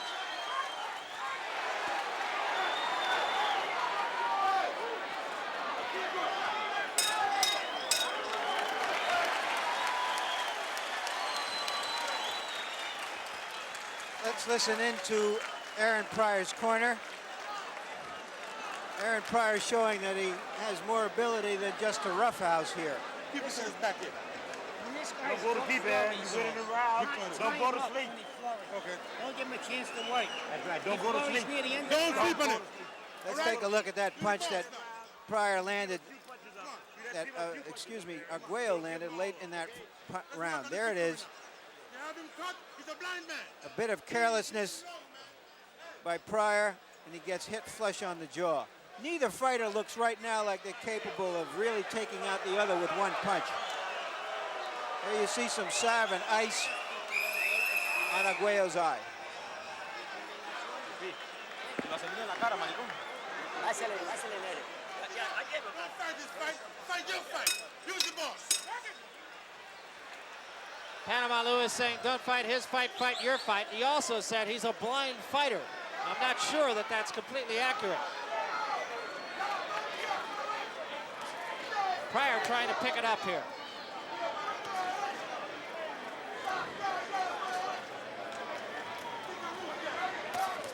You see there, Aaron Pryor gave a feint.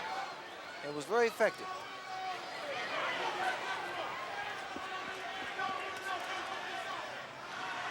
Arguello still seemingly waiting for an opportunity against Pryor here. Pryor continues to work on the eye. Takes a left hand, but doesn't step back. Now, Pryor can't make too many of those mistakes. He has a very bad habit of just walking away from his opponent. And with a fight like Arguello, you can't do that. Crowd really into this fight, as you can hear. Very much in support of Alexis Arguello, who takes the combination from Aaron Pryor. I like the way Pryor is utilizing the whole ring. I mean, he's walking, he's stepping side to side, back and forth. The only thing I dislike is the way he keeps his hand. He floats his punches out, especially that left jab. He's vulnerable for an overhand right. He is showing another whole side of him, though. He has not been completely the brawler in this fight. And he's fighting a very intelligent fight. And a combination scores again. Doesn't hurt Arguello, but nonetheless. For the moment, that cut over Arguello's eye is closed. Very few men can stand in the ring with Aaron Pryor.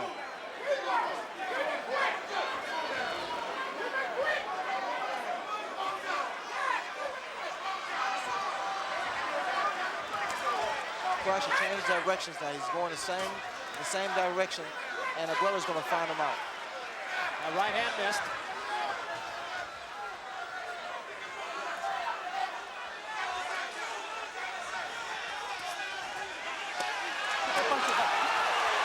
Referee Stanley Christodoulou warning Arguello, and between rounds, Panama Lewis went over to Christodoulou and said, tell him to keep his punches up. And Pryor trying to paw at the eye of Arguello. Watch what happens when Arguello goes to Aaron Pryor's body and then comes back with his head. Overhand right. Under 30 seconds remaining in the 8th round.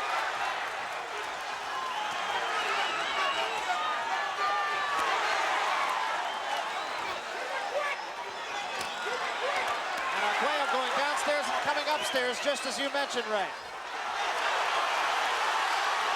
And again takes a warning for low blows.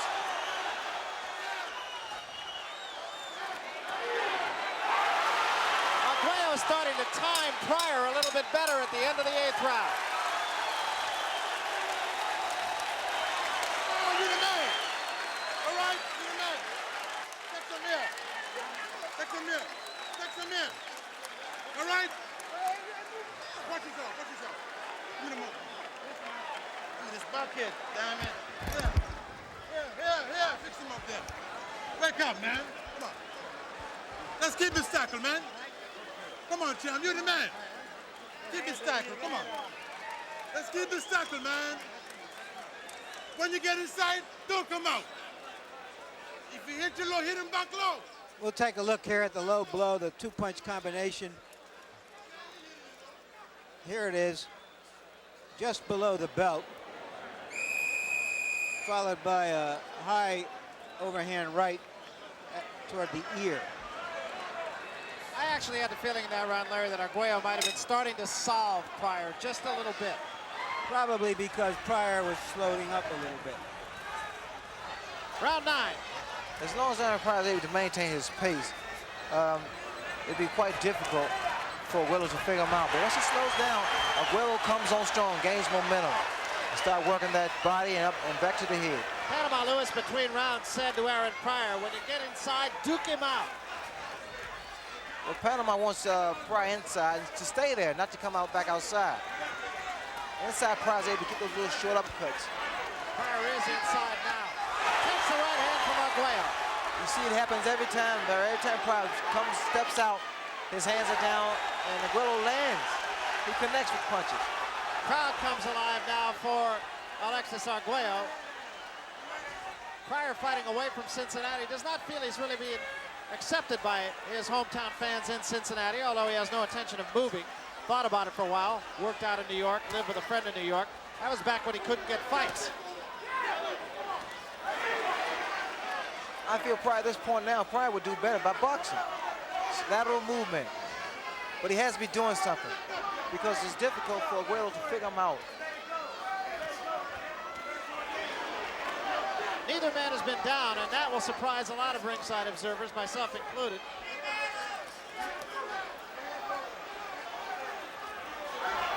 Now Pryor should get out of the corner and stay away from the ropes. There's a right hand that causes Pryor to take a step back.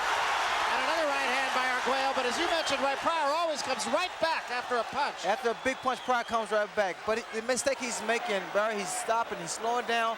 And Arguello, underhand with that uppercut and an overhand right.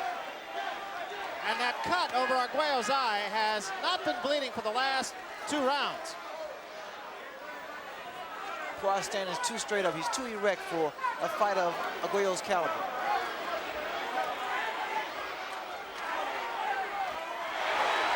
That was a right hand by Arguello again, and Pryor now holds on for a moment.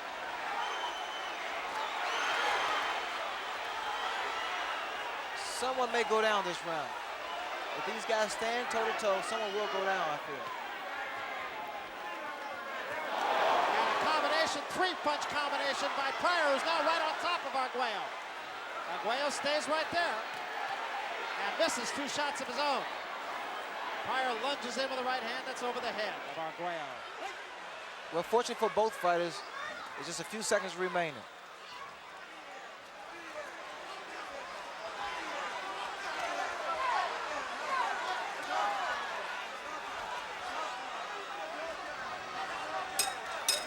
End of the 9th round, Larry. And that was a good round. The tempo was picked up once again. There were 2 crucial exchanges in that round by both fighters. Here's the one early with Arguello landing that hard right hand that turns Pryor's head, sends him away and sends him lunging back in. But Arguello stays in and lands a good right to the body, followed by a right to the head. Now we're going to see it the other way. That right hand got in high on the head, and Arguello grazes Pryor there, but now you'll see Pryor lunge in and land 4 punches in a row.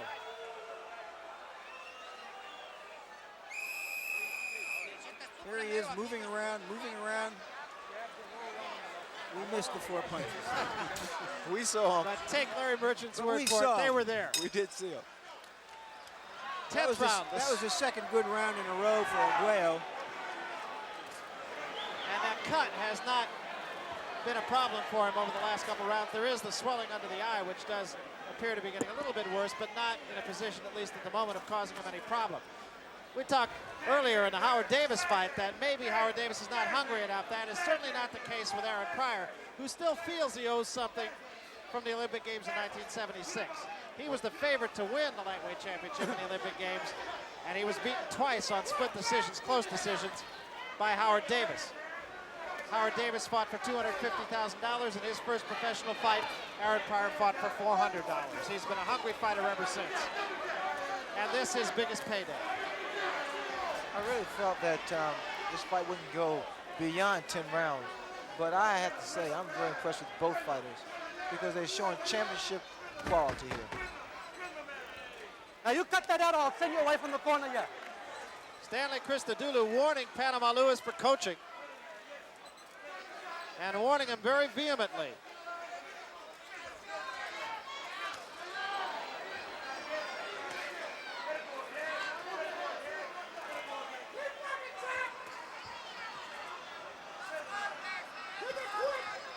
Larry Merchant has been scoring this fight. We'll talk a little bit toward the end of this round about just how Larry has it up to this point. I sense that Uppercut by Arguello. It kind of rocked Pryor.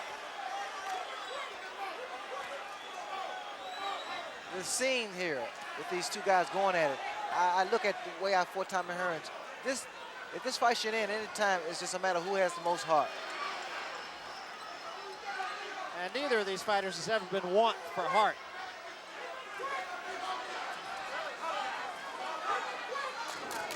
Right now, the fight does not have a real rhythm. Nobody is in control right at the moment. It looked for a while as though Aaron Pryor would gain control, but he hasn't.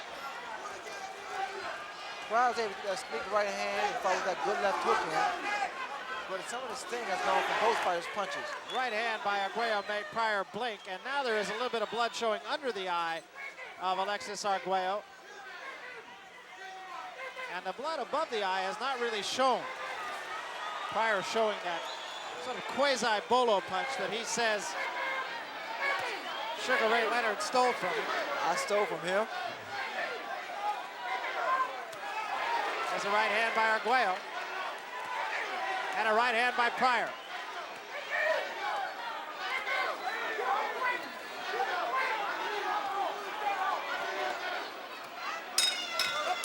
And to the 10th.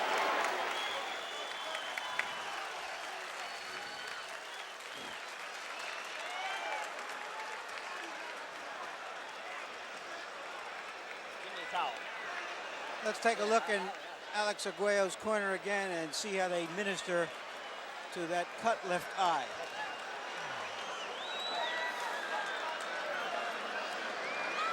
That's me. As you can see, it's a clean slash over the left eye, right over the eyelid.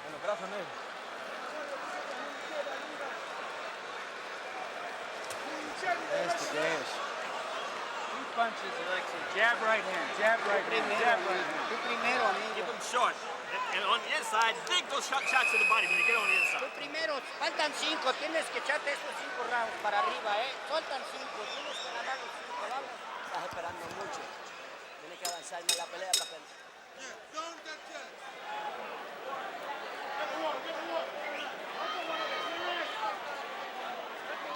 I still have Pryor very, very slightly ahead in this fight.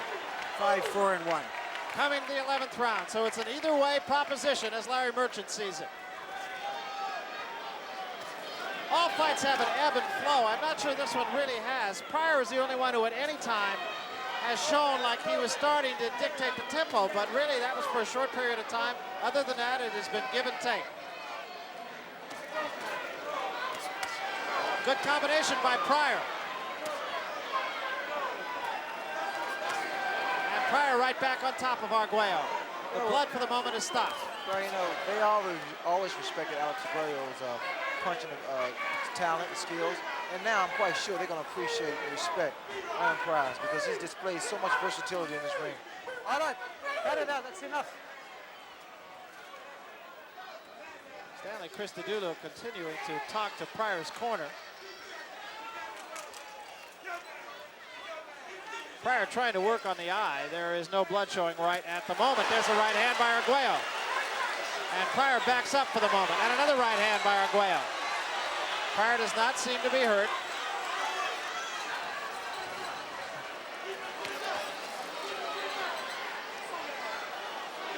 Arguello being very patient. He has not thought himself, I don't think, that he's hurt Pryor, because he has not really come after it. As long as Aaron Pryor stands there for a while, then moves, you notice Arguello can't get set. Pryor back with a combination of his own. Blood still is stopped. Now Pryor should walk away at this point here. Or at least he's got away from the ropes. Smart thing to do. Both men at this point look highly capable of going 15 rounds should it become necessary. Arguello's trying to pick the pace up now. Arguello misses a wild right hand. Arguello has not missed a lot of punches. He's been thrifty with his punches.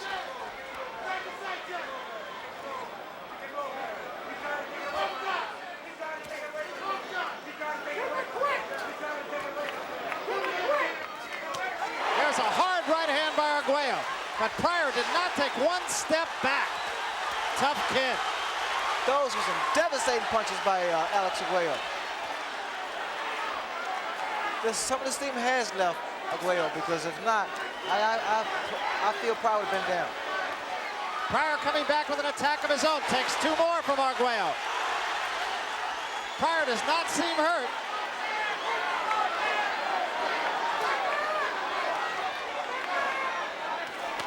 Combination by Arguello again. The uppercut and the overhand right. Back with another overhand right. Pryor smiles at him at the bell.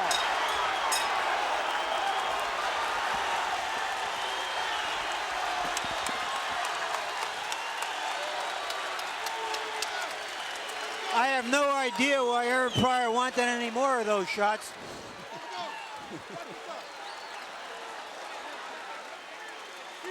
There's a straight right hand earlier in the round. It was later in the round that Arguello landed 3 or 4 of those, and let's take a look at them. A body shot followed by a right hand, under and over. That is a sign of a very great fighter.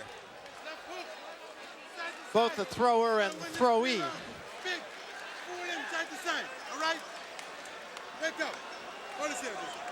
At the mouthpiece.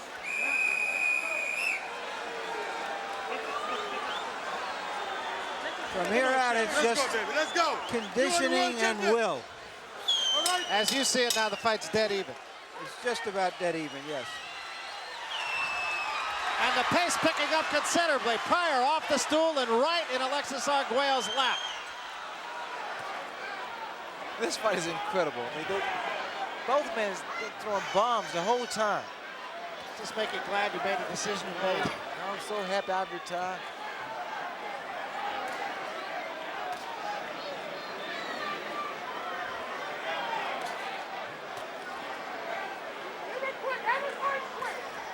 Pryor trying to go to the body.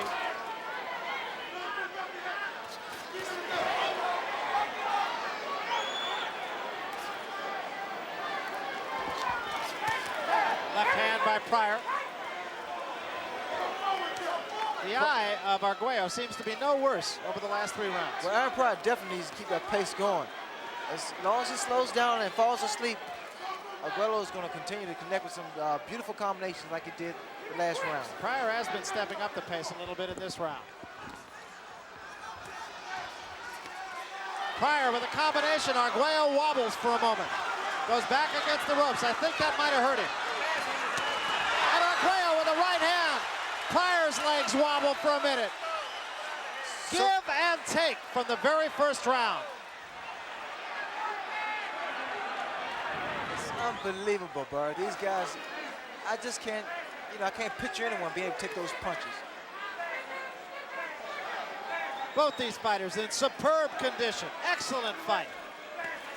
Uppercut by Arguello. That right hand missed. A right hand by Pryor, right on the eye of Arguello.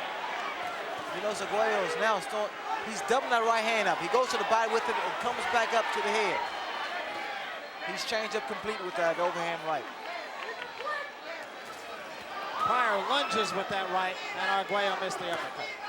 Arguello is going to the body, so Aaron Pryor should go to the body. With the fight at this pace, those body shots really take its toll. The right hand was caught in the glove by Pryor. The left scored, the right on the glove.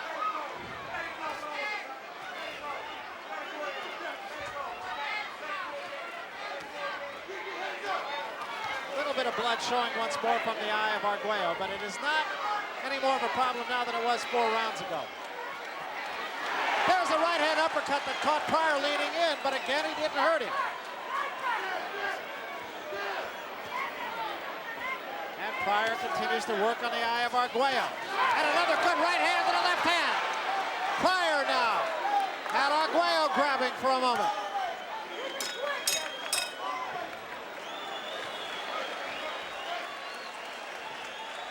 That was a sensational round, I thought. I thought we saw the championship hearts of these 2 fighters. Here's the right underneath by Arguello, and the right flush on the jaw early in the round. It's amazing that Pryor was able to come back the way he did after taking such a punishing punch early in the round. Comes back with a doubling up of the punches himself. A 6-punch combination, Ray. That was a beautiful combination, Barry. Vamos, amigos, necesitas no dejarlo reponer. Cuando le pegas, síguelo. Sí, yo sé, pero es lo último. Faltan 3 rounds, faltan 12 minutos. Faltan 12 minutos, Vamos, le puedes dar, vamos, Tú lo tienes, vamos, nada más que hagas. Now the bell did ring. As we mentioned, this bell is not very loud. Now Pryor up off the stool. Incidentally, that was the first time between that rounds that I've seen Aaron Pryor draw a deep breath. Pryor forces the attack. This is the 13th round. It is still anybody's guess. Toe to toe. Nobody really doing much damage, but toe to toe slugging. Barry, notice Arguello's way he throws his left hand. I believe something's wrong with him. He's hitting open glove now. There's a right hand by Pryor, opens up Arguello for the moment. Pryor leaning into his man now.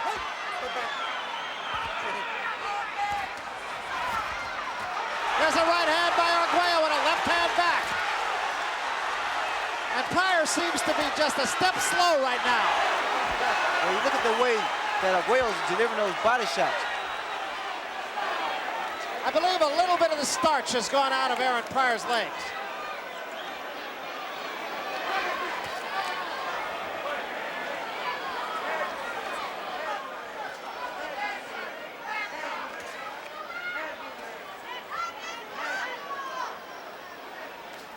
Pryor must have really trained for this fight. He's showing so much stamina here and endurance. Well, there always was some question as to just how much he did train for a fight. In this case, I don't think there's any question at all, win or lose. Well, he's really thinking also. There's a right hand, snaps the head back, and Pryor is hurt. That was the best punch of the fight. And I mean right on the button. That was like target practice.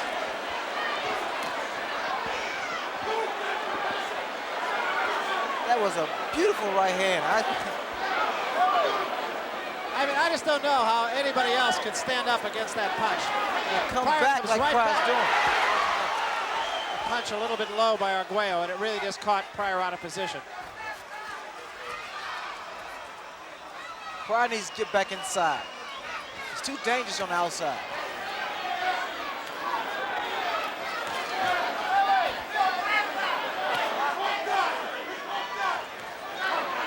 Pryor is throwing his punches a little bit, he's lunging a little bit now. I don't know that he's particularly physically tired, but I think his legs are a little bit shot. Oh yes, he's taking some good shots. But again, Barry, you have to appreciate this man's in tip-top shape because Arguello has thrown some right hands that would have knocked out anyone. And Pryor also has landed some big punches on Arguello's chin that should have taken any man out. Arguello still trying to work, or rather Pryor trying to work on the eye of Arguello. It's still swollen and a little bit of blood shows underneath the eye, but not so much above it. That was where it could cause him more problems. There's a good right hand by Pryor. Another tremendous round. You're just seeing 2 championship stallions come down the home stretch here, and they're just going head to head. Let's take a look and see that hand. There it is. Whack, batting practice. And where Aaron Pryor gets that reservoir of strength and spirit, it just seems as deep as the Ohio River. Give me that ball. The one I mix. Okay? Come on. Come on. Gotta win these 2 rounds, champ. All right, wait a minute. Here, One more time from another angle, and it'll hurt just as much. But you can appreciate from this angle here, his snap back. Got to punch back. Win these 2 last rounds. 6 minutes. You can fight for 6 minutes. We go all day in the gym. We go all day in the gym, all right? You work hard now, come on. Panama Lewis telling Aaron Pryor that he had to win these next 2 rounds. I'm not sure that that's completely accurate, but I would think it would be a pretty good idea. Aaron Pryor now in Never Never Land for him. He has never gone into the 14th round of any fight. Combination by Pryor.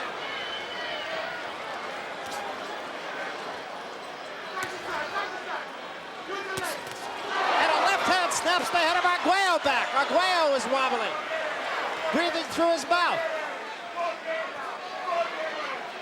Pryor being patient.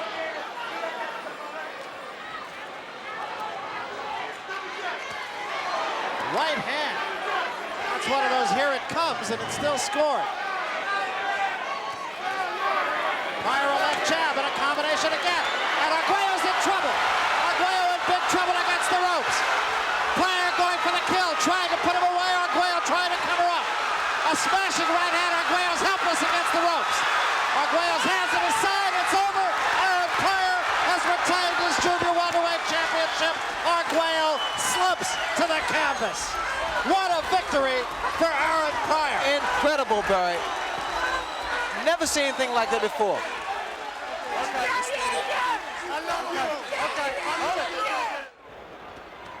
He said he has his trunks up around his neck. Now let's see if Angelo bothers him. All right, listen. I gave both of you your instructions in your dressing room. I want to caution you again. Obey my commands at all times. Shake hands and good luck. Good. He speaks with a forked tongue. Didn't have the guts to do it. Your old friend Angelo. Well, I'm just as glad that there was nothing of that kind. This has been a very professional presentation from the very beginning since it was signed. The fighters have acted in very professional style. Let's see what happens now. Ray Leonard said that the first round is going to be the most important round of the fight. He says he has to win the first round and gain Marvel's respect. Let's see if he can do it. And here we go. Need I say, Leonard in white and Hagler in blue. And Hagler is not boxing as a southpaw. I just don't like that at all. Why he does that, I'll never know.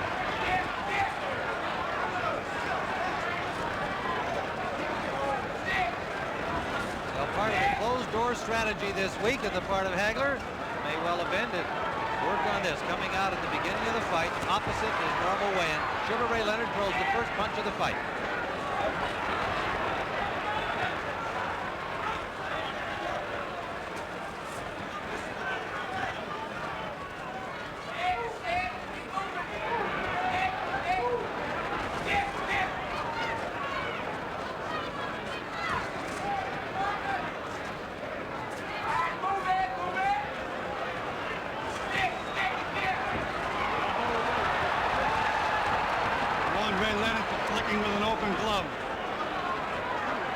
Speaking of the gloves, they are the tabbed variety with the thumbs attached to the body of the glove. First punch by Hagler. Clean miss. Nice combination by Leonard. And Hagler's talking to him and smiling at him. Hagler said he expected to get hit. He just wasn't too concerned about it. I'll take anything he can throw.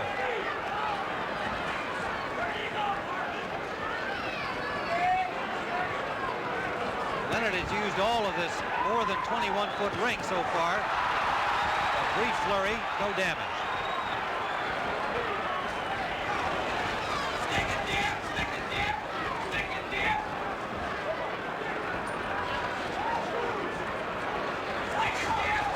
Hagler content to cut off the ring, and Leonard Good with right hand. Good right, solid right hand by Leonard. Now Hagler's mad. Now Leonard's boxing southpaw. Trying to do a psych job on Marvelous Marvin, and now Hagler's boxing southpaw. Tough to keep up with these guys. There's the shots.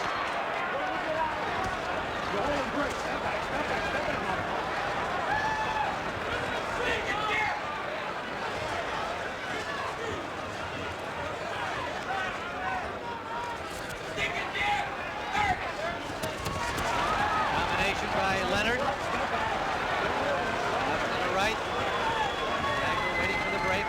Seconds, round one. Well, Tim, right now, Leonard is floating like a butterfly and stinging like a bee. But can he keep it up? Feinting, moving, feinting. Final seconds of round one.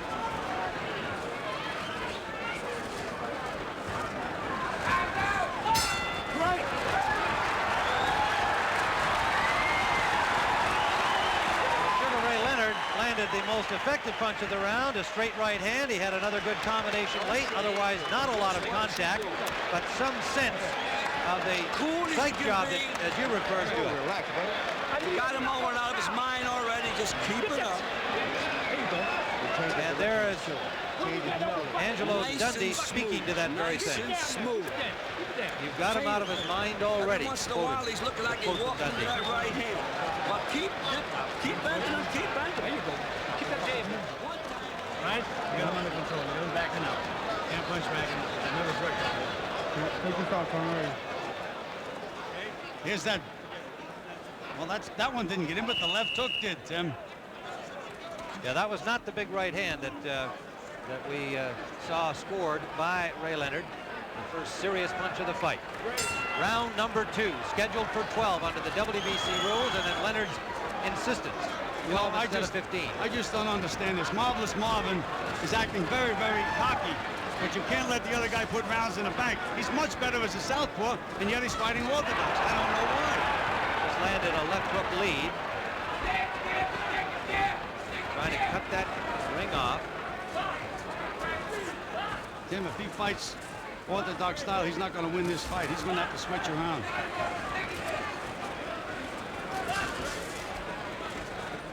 Well, that may be only a matter of time until he makes the switch, but it is a good question.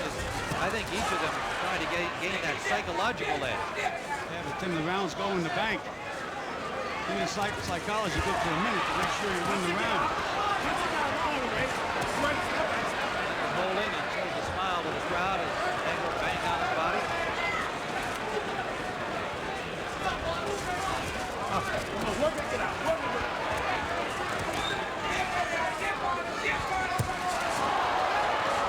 Looking right hand by Leonard. Surprising punch from him.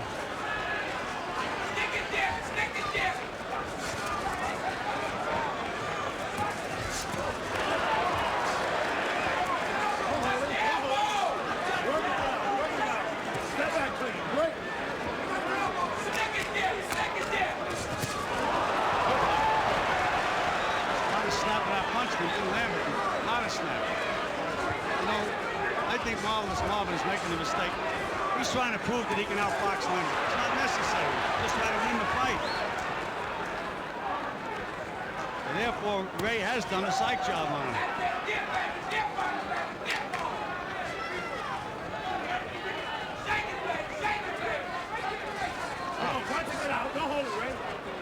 The 1987 version of Sugar Ray Leonard, quite a different look, but some of the same old stuff. A lot of grabbing, though, Tim. Starting to hold early in the fight. Hagler may feel correctly that Leonard couldn't keep that up for too long, doing all of the circling and dancing he did in round 1. I'd love to know why he's not fighting as a southpaw. Fighting as a southpaw, watching Leonard in camp, he couldn't handle southpaws. Right hand by Leonard, combination to the body by Hagler. 30-second mark at round 2. Good counter punch by Leonard as a lunging fist by Hagler. Hagler now pulls him for the first time in the fight. And Leonard punched his way out of that clinch. Another combination by Leonard. Final seconds of round 2. Another miss by Hagler, and Leonard made him pay again. That's the end of round 2.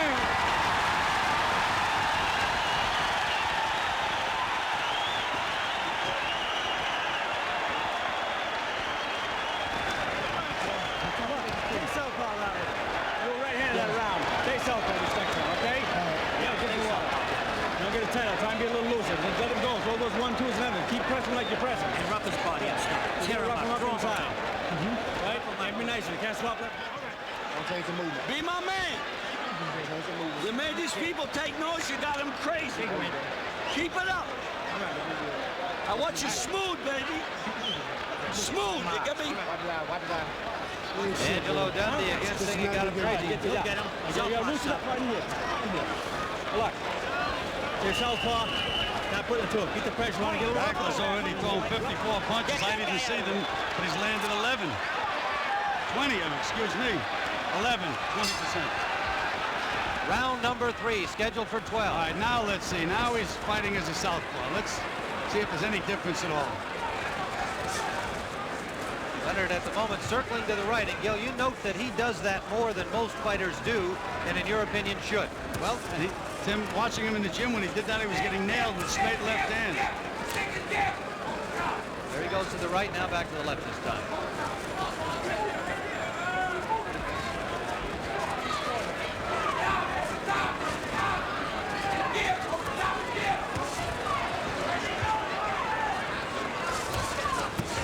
Left landed by Hagler, his first heavy punch of the fight. Much better as a southpaw, Tim. That's why I don't understand him giving Leonard the first 2 rounds. We scored them both for Leonard, and I would expect the judges did as well.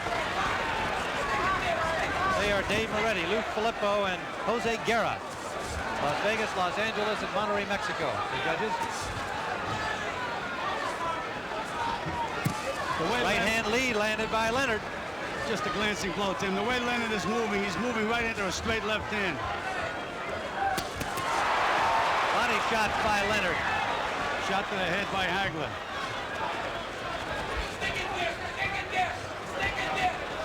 Again, the movement by Leonard as in round 1. Hagler was a little slow getting off that time, Tim. A little slow.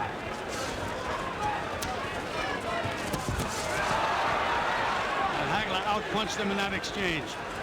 Scoring to the body. Working it out. Working it out.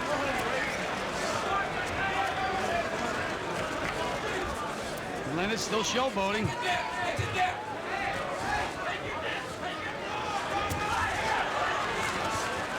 on, punch it out. Punch it out. Right hand out of the clinch from Sugar Ray Leonard. Right hand lead score.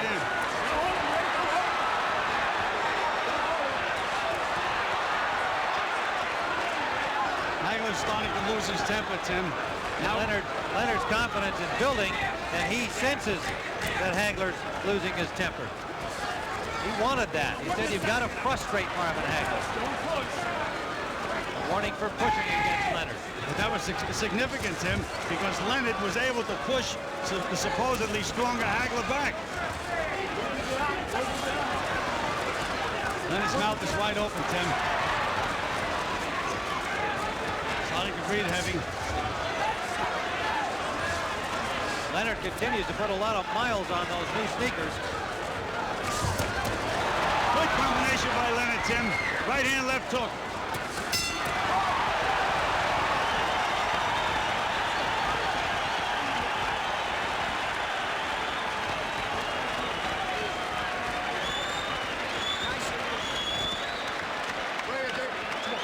Well, on our card, 3 rounds in the bank for Sugar Ray Leonard, even though Hagler came out in his natural southpaw style for the 3rd round. He did a little better, but the way we saw it, Leonard won the round. 3rd round was a little close, Tim. Nice and smart. And the crowd is yelling, Sugar Ray, Sugar Ray, Sugar Ray. How about those jabs? Well, maybe I was right after all. Take this sucker, he'll go. Well, it seemed like about an even split. Okay, And the crowd's emotions. Here we see the replays now. Nice combination by Leonard. Right hand to the body, right hand to the head.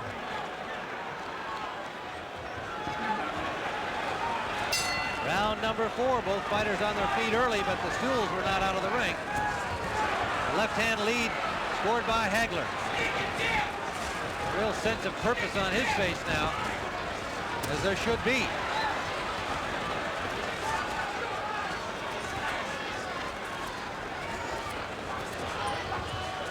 Well, you know, Tim, we say that the ring is square, it's not round.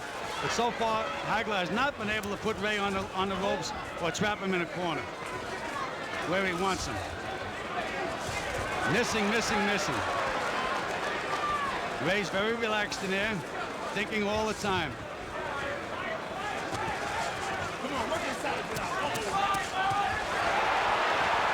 Richard Steele scored a couple of points for Leonard.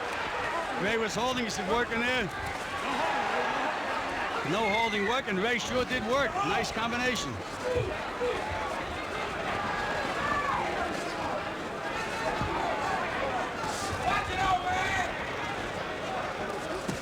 Oh, low blow. And a hard low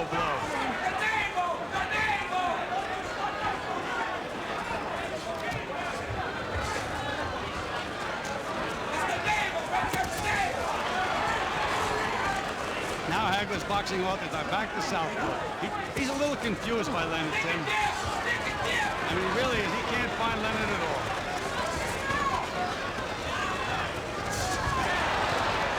Straight left hand by Hagler. Got the left hand, not a lot on it, but he scored it.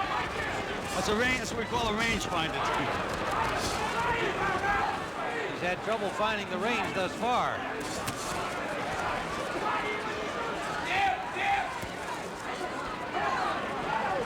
Looks like Leonard to me is going to nail Hagler instead of the other way around. Good move by Leonard out of that corner.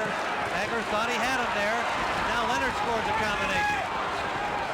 Confidence seeming to build as each second of the fight ticks away.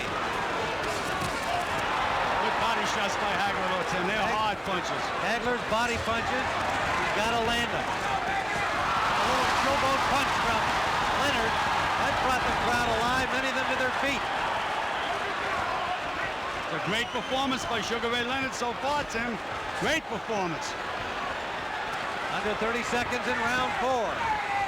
Well, good combination again. Leonard timing things perfectly. I don't know why Hagler's laughing, Tim. The rounds are going in the bank. Landed a left there. Leonard walking away contemptuously. Shook his head and it didn't hurt.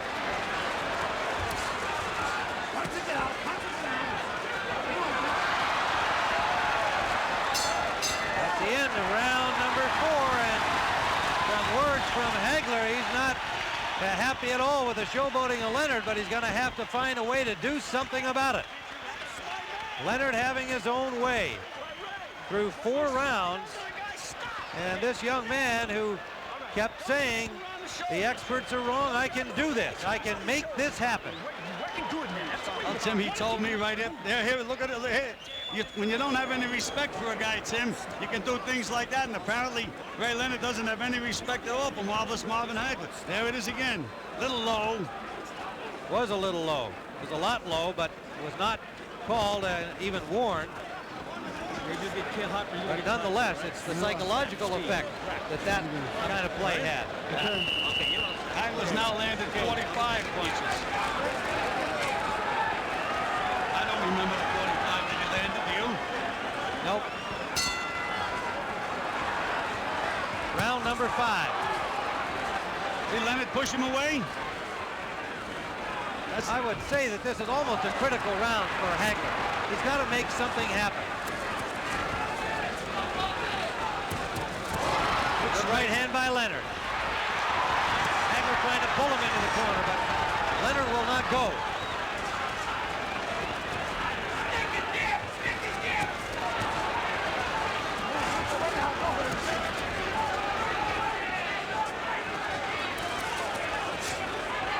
Looks like Leonard is starting to find the range more with his right hand. There it is again.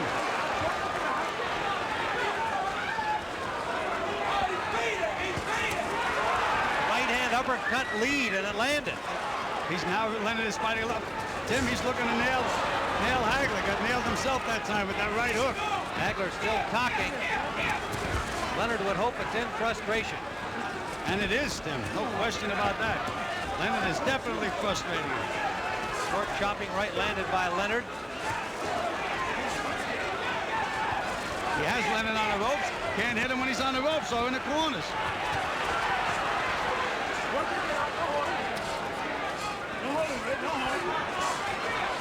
He's going to nail Hagler again. I can see the punches coming. He just missed that combination, however.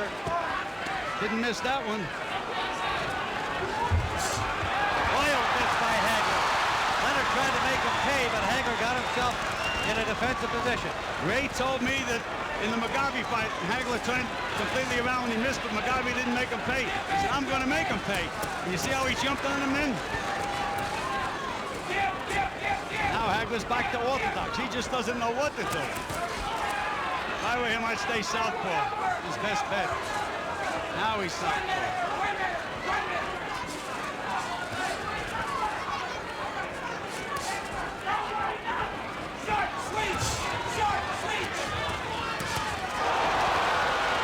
By Leonard.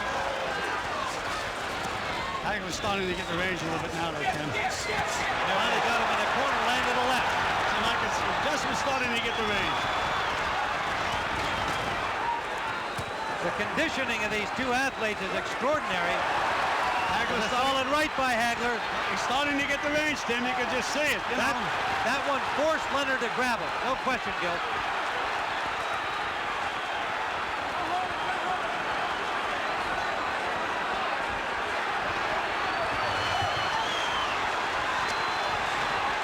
Leonard stopped on the ropes for the first time in the fight. And hit a couple of good body punches. Now he's punching back, but Hagler, Tim, he doesn't belong in there. Into the round.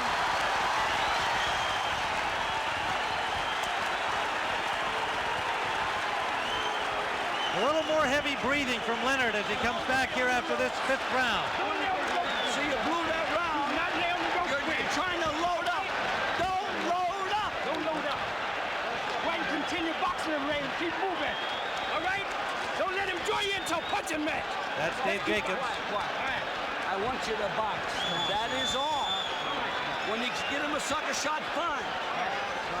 Angelo Dundee. Let's go back into that round. The best so far by Hagler.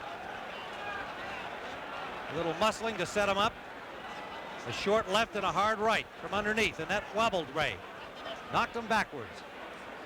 Here we see it again, Tim. A little closer range. There's that uppercut.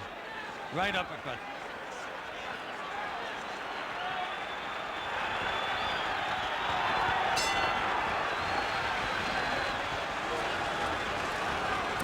Tim, I think this is a key round.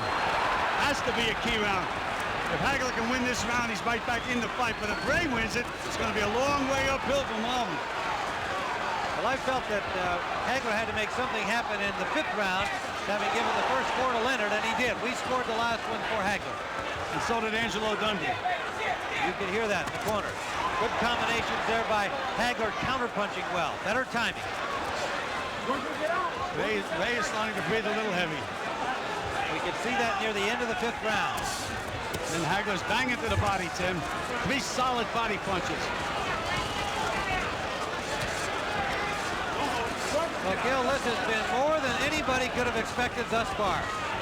Tim, Ray Leonard has already proved what a great fighter he is.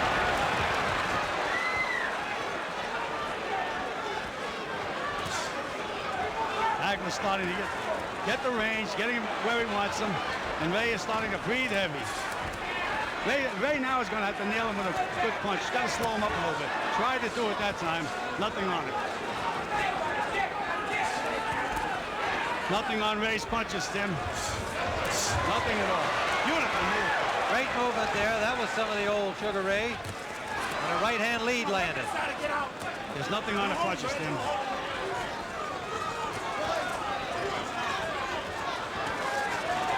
Marvin is very, very slow right now. Tim, too. He's just plodding in there. Well, the pace has been furious. Even though Hagler didn't throw a lot of punches the first 3 rounds, he used up a lot of energy trying to cut off the ring. Is he missing? Whoa. And Ray is doing nothing to make him miss. He's just missing. Short punches inside by Ray. Hagler looking a little arm weary as Ray is right there to be hit.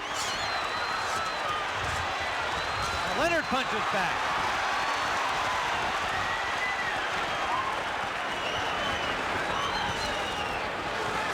Hagler does not look sharp at all, Tim.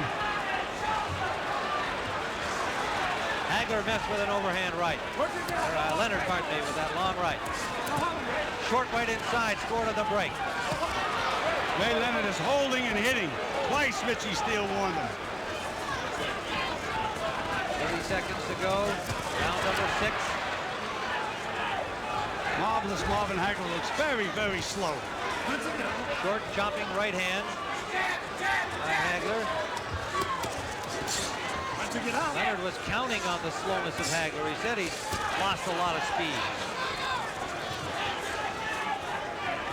Final seconds of the 6th round. Even when Leonard misses, Hagler's having trouble countering. But he landed a couple of good solid punches in that exchange. Ray looks very, very tired going back to the corner, Tim. Mouth wide open coming to the corner. Tougher round to score. A close round. Baby, don't you worry.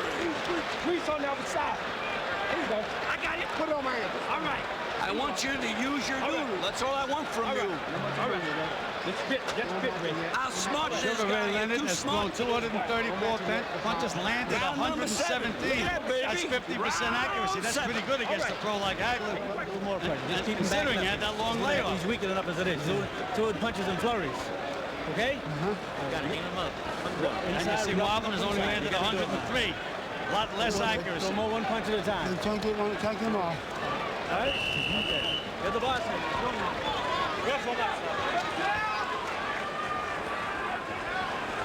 You heard Billy Petronelli saying no more punches and flurries, Marvin.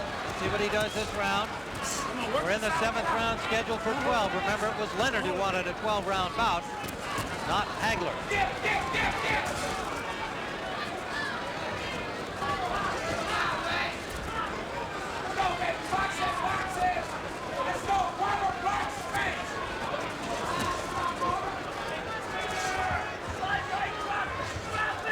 Hagler is just a little slow getting off him. Gets Leonard in position. By the time he makes up his mind to punch, Leonard's gone. On the other hand, Ray has also slowed his footwork pace, but he landed a good left hook, and he got one back from Hagler. Hagler's was a harder punch. Nailed him again, Tim.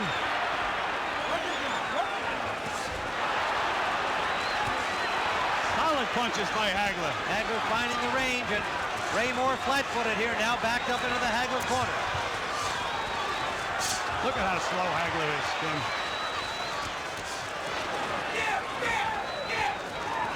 What Hagler should be doing is just banging to the body. Ray is moving his head. The body doesn't move, it stays there. There he goes to the body. That's where he should be banging away.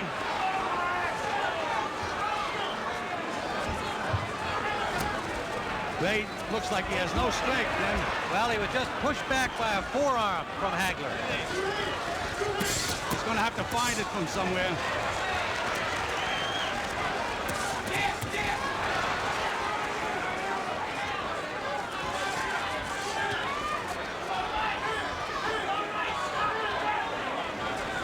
Tim, you know, a well-conditioned athlete, and I know Ray trained for this fight. A little tired now. He should get a second win, and he's going to have to get a second win. Hagler getting Leonard in a flat-footed position again, but good movement by Leonard when the punches arrive. He flurries back. Those were blocked by Hagler. Just flashing. Hagler's landing the solid punches at this time, Tim. And Ray is very tired. You know, Tim, when you're a little tired, you're a little better puncher, too. You know, they got to be flat-footed. Hagler's been able to pick off the last several combinations with his gloves.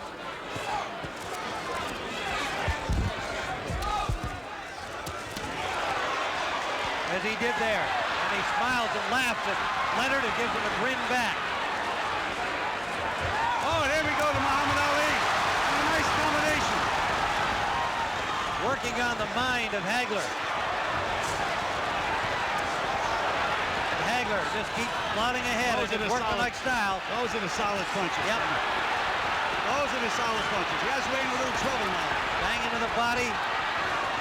Uppercut scored at the bell. They don't hear the bell. The end of round 7, the crowd on its feet.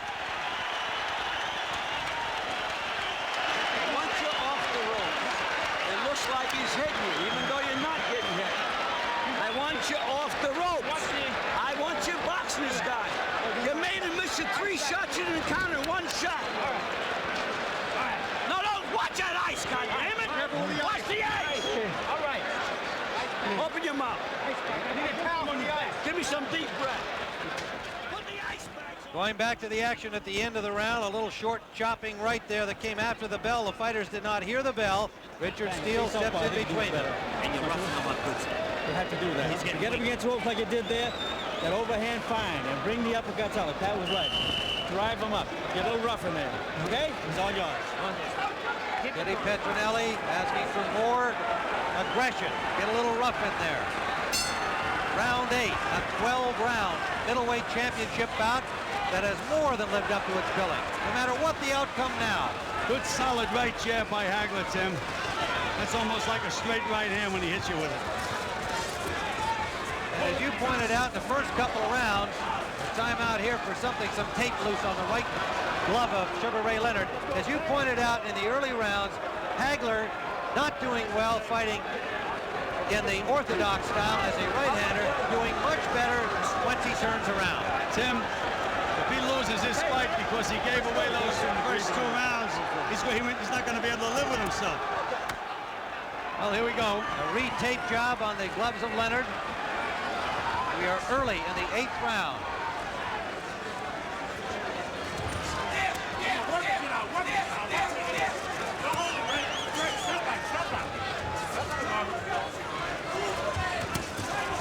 Unlike many of boxing's observers, Hagler never said this would be an easy fight.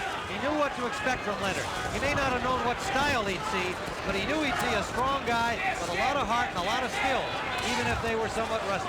The one punch that I'd be using if I was Hagler would be a straight left hand to the body to set everything else up. He hasn't been using that as yet. He's thrown out wide left hand.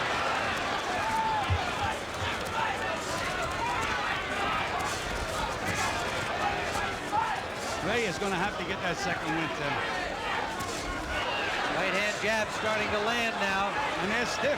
They're not just little jabs. They're stiff. Good right hook. Right over the glove. That backed up Leonard.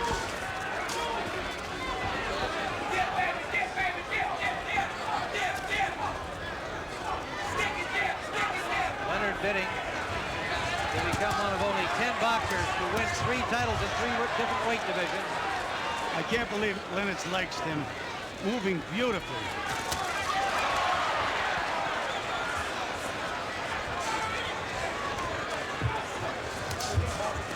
See, there's nothing on Leonard's punches, Tim. Hagler's able to move right through him. Leonard hit him with a right hand, didn't move him. He was able to counter with a left hand to the body.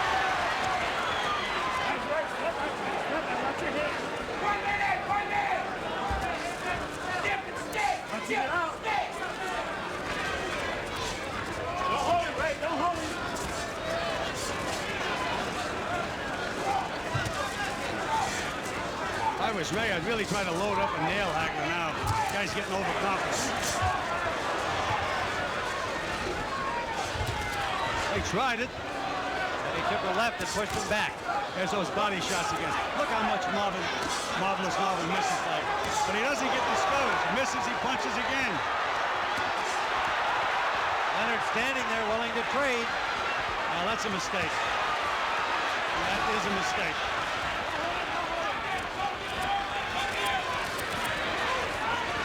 Short chopping punches inside, scored by Hagler. Hagler is breathing very deep now too, Tim. He's gasping for breath. It's not a one-sided thing here. Another punch after the bell by Leonard. 2 rounds in a row. And a warning from Steele for that one. In that event, it appeared that he did hear the bell. Again, probably part of the psychological warfare. Go ahead. Tim, we talked about Leonard getting tired. This guy. Exactly what you're Hagler doing. is a little tired at the moment himself. All right. He took a point of reference. All right. How do you feel, Matt? You're going to brawl this guy, keep the pressure on him, taking his legs away from right now. And if you get him against throw, the overcut, uppercuts are very good. He's bullshit as long as he's going. Right. Ray, please box. Box. Oh, you. Oh, okay. So wet. All right. Deep breath. Give me another one. No. You can't. He don't hesitate to block. Box. Let's go. Let's go. Dundee tells Leonard to box. Petronelli tells Hagler to slug. Get out there and put some pressure on. Be aggressive. Brawl with him. You know, Tim, all these fights have ebbs and flows. Now, Leonard was very tired before. He may be getting his second win, and Hagler may be getting a little tired. Could be a telling round in that respect. Vicious body punch by Hagler, though, Tim.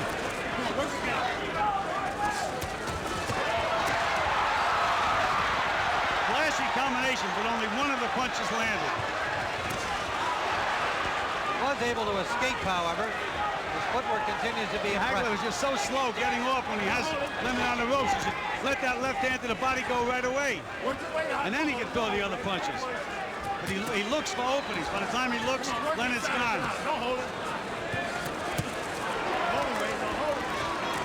Ray Leonard warned for holding again by Richard Steele. Again, Leonard flat-footed on the ropes, but Hagler not getting much done. He's trying to hit the head. The body doesn't move. Just bang to the body. Nice combination by Ray. There's a solid. That was the best punch of the fight. Hagler straight down the middle. Best punch of the fight for Hagler. Hagler backing up Leonard into the Leonard corner. Short right uppercut. He's nailing him now, Tim. Right to the chin. That's where he has to put that left hand. Leonard in some difficulty. Hasn't thrown a punch out of this corner. Now he does. Trying to bang his way out. Look at that determination of Ray Leonard. You talk about a champion. What a display. Absolutely gritted his teeth. Look at him go. Again, in the middle of the ring, and Hagler stays there and punches back.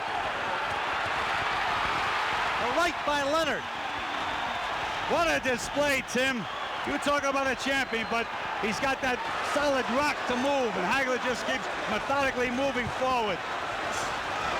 Under a minute to go, round 9. Most of the crowd here on its feet. Trading over there on the far side. Again, Hagler gets the best of it, but Leonard just keeps firing. Leonard is punching in desperation now, though, Tim. Really trying. What a display. Leonard holding on, and Hagler just slapping him. He's tired, Tim. Look at those arms. Yeah, but he tries to be tricky. Nothing's going to help him, though, Tim. Not when he's tired the way he's tired now. Hagler trying to find openings. Maybe a little arm weary, Gil. He's not throwing enough punches. Well, we said they were going to have to fight, and they're fighting. They're both exhausted from this round. That's the end of this 9th round, an incredible round.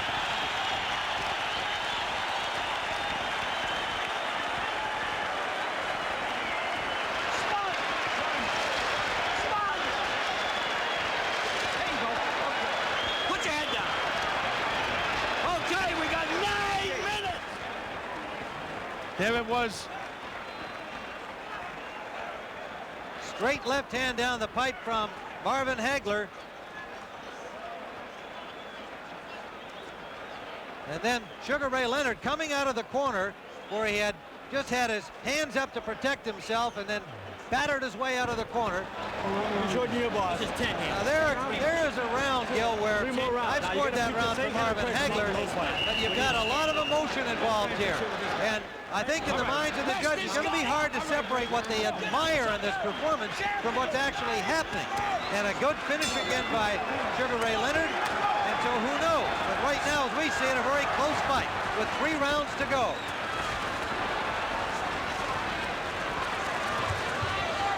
The early rounds going to Leonard on our scorecard. The later rounds going to Hagler. Looks like Leonard has his second win, Tim. He's bouncing, moving. Tim Ryan, Bill Clancy with Jim Hill. This is round 9, scheduled for 12. Not often you can build something as the super fight and expect to get one. We've already had it here.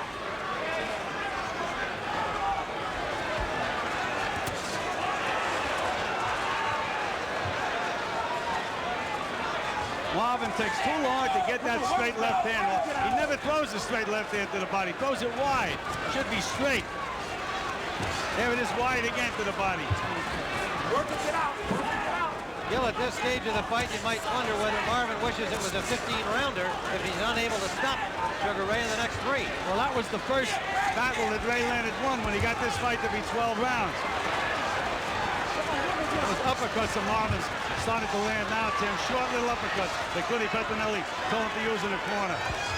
He has scored the bulk of the scoring punches in the last few seconds. Beautiful combination by Leonard. He just walks away. What's your head? Halfway through round 10.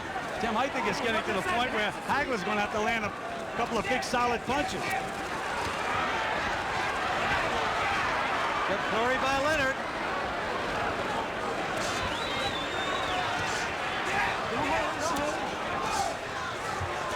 Richard Steele is doing a good job as a referee, Tim.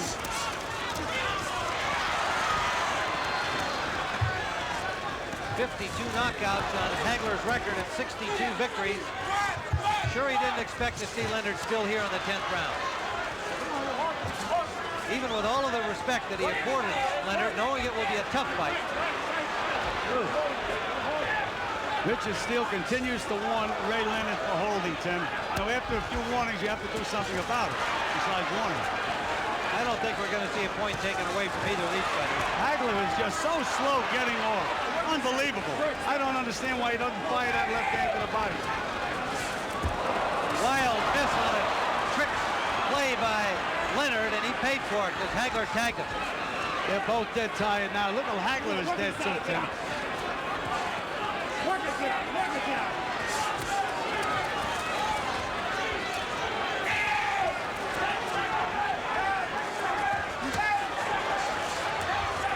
Leonard has never been able to back up Hagler in this fight, even in the rounds in which he scored 4 points. We come to the end of round number 10. Sugar Ray Leonard looking weary in his corner. Angelo Dundee in quickly. 6 minutes for the title. Put your head down. We only got 6 minutes. Ray, keep it sucker turning, baby. Check it. Baby, 6 minutes. Champion. I mean champion. All right, come on. All right, Ray. Come on. Come on, son. Man, you can do 6 minutes in your sleep, can't you? All right, so those guys are all automatic. Give me the spin, son. Come on.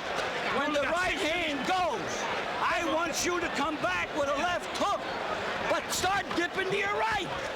You're not doing it. Throwing it straight away. Get up. Get up, champ. Get up.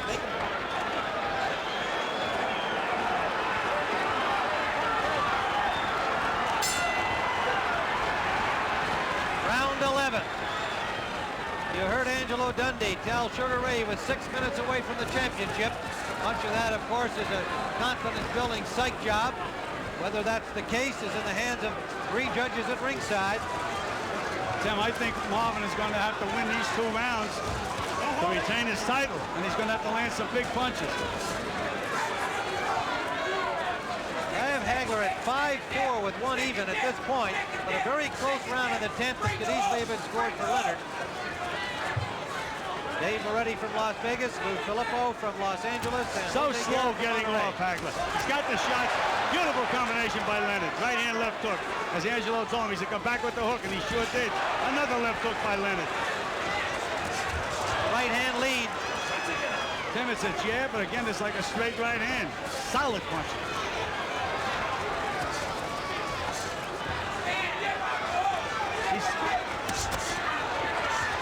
Solid body shot from Hagler, and Leonard escapes off the rope. He lands a combination. And moves away.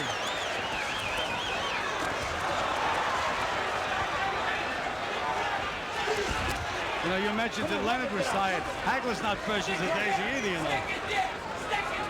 He doesn't have too much left.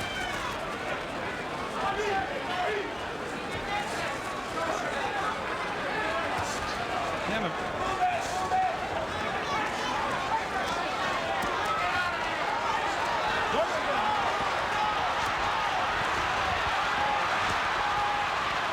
Hagler moving his hands without a lot of authority, but scoring some punches.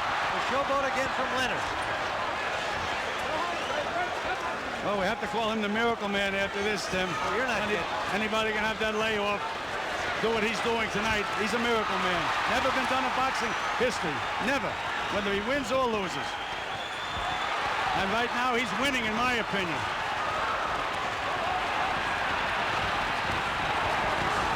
Hagler missing wide open target as Leonard just leaned back away from the punches.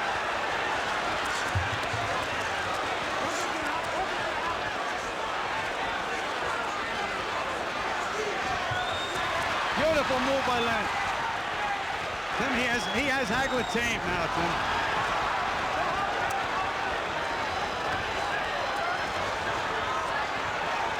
Hagler can't let that left hand go, Tim. He should be throwing that left hand down the pipe. Just did it in. But that's what he should be doing all along.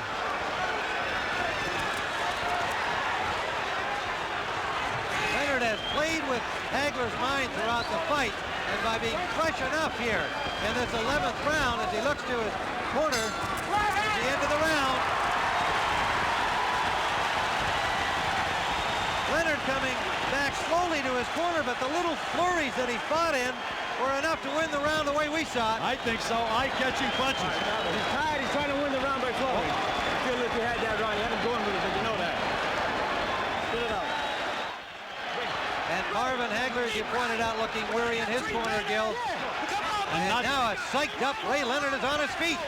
Tim, and Hagler doesn't look very confident. He looks like a beaten fighter to me. Mentally beat. Whether he wins or loses, I don't know. I think that was taken away from him, particularly in that last round. But it began right in the beginning. But Leonard on our scorecard won the first 4 rounds and asserted that middle dominance. He was so sure he could do that. And he was so sure that most of us who picked Hagler would be wrong. He could do this. They beckon each other out. Does Hagler feel that it all comes down to this 3 minutes? Well, you know, Goody Pettinelli in a corner, he was talking like it's about a 15-round fight. Where you started to get him going. I mean, I would have been a little more emotional if I was in the corner.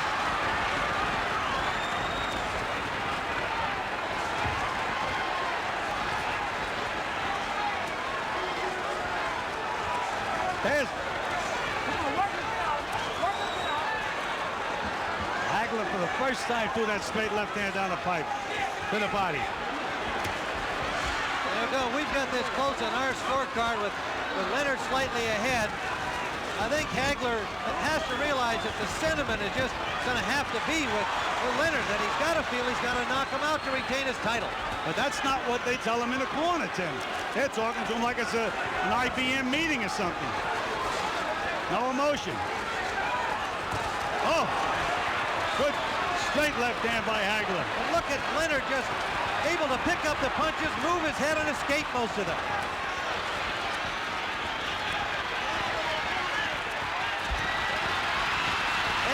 And Leonard flurries against Hagler and now escapes from the corner. Ray Leonard is having fun in there right now. What a story. He's looking at the corner. I don't know why.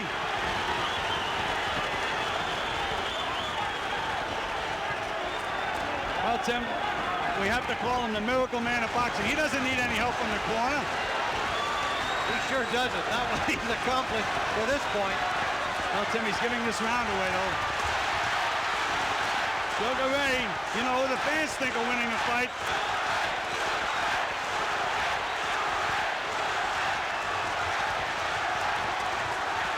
Less than a minute to go in the fight.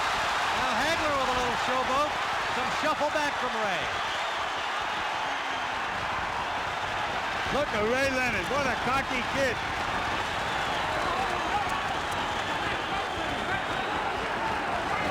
Well, this 30-year-old cocky kid, perhaps fainting weariness as he has a few times earlier in the bout, but also showing that psychologically and physically now he's in control.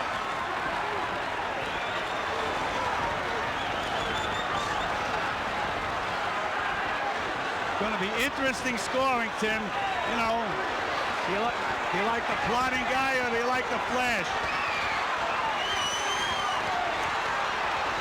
Leonard busy on the rope. Hagler trying There'll to be keep no him there. knockout. No knockout. Leonard in the corner at the end of this fight, but on his feet.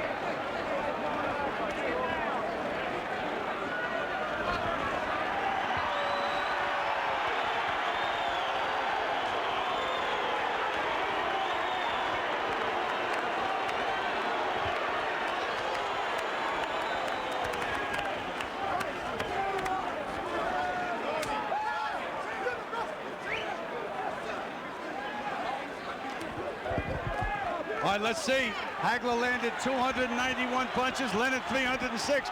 I didn't see Hagler landing that many. I guess all those short little clubs. But Leonard's punches were the flashier punches. Very, very tough. Do you like the guy that just plods and plugs, or do you like the guy that throws his combinations and flashes?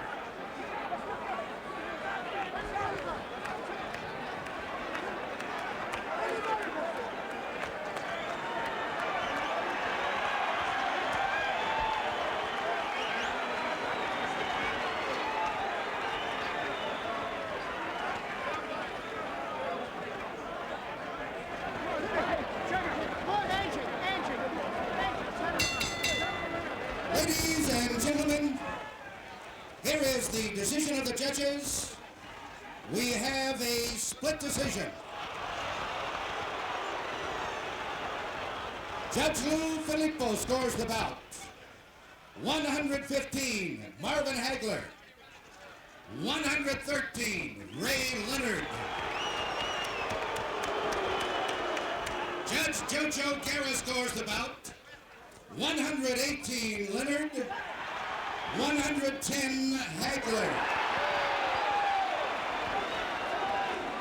And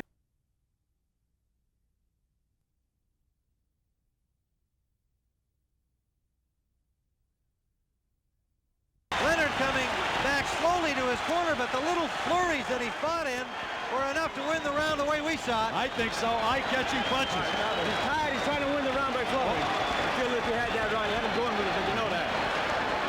Spit it out. And Marvin Hagler, as you pointed out, looking weary in his corner, Gil. And now a psyched-up Ray Leonard is on his feet. Tim, and Hagler doesn't look very confident. He looks like a beaten fighter to me. Mentally beat. Whether he wins or loses, I don't know. I think that was taken away from him, particularly in that last round. But it began right in the beginning. But Leonard on our scorecard won the first 4 rounds and asserted that mental dominance. He was so sure he could do that. And he was so sure that most of us who picked Hagler would be wrong. He could do this. They beckon each other out.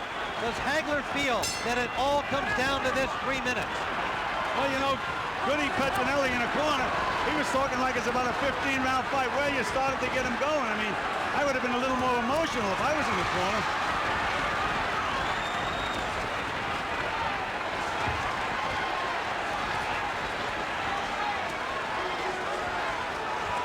There's Hagler for the first time threw that straight left hand down the pipe to the body. There we go. We've got this close on our scorecard with Leonard slightly ahead. I think Hagler has to realize that the sentiment is just going to have to be with Leonard, that he's got to feel he's got to knock him out to retain his title. But that's not what they tell him in the corner, Tim. They're talking to him like it's an IBM meeting or something. No emotion. Oh, good straight left hand by Hagler. And look at Leonard just able to pick up the punches, move his head, and escape most of them.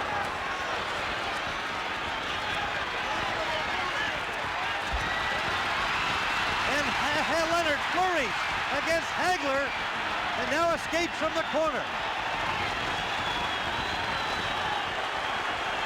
Ray Leonard is having fun in there right now.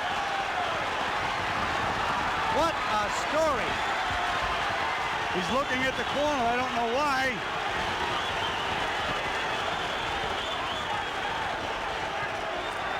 Well, Tim, we have to call him the miracle man of boxing. He doesn't need any help from the corner. He sure doesn't. Not what he's accomplished to this point. Well, Tim, he's giving this round away, though. Sugar Ray, you know who the fans think are winning the fight.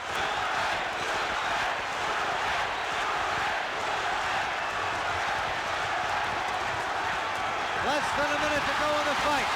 Now Hagler with a little showboat. Some shuffle back from Ray. Look at Ray Leonard. What a cocky kid.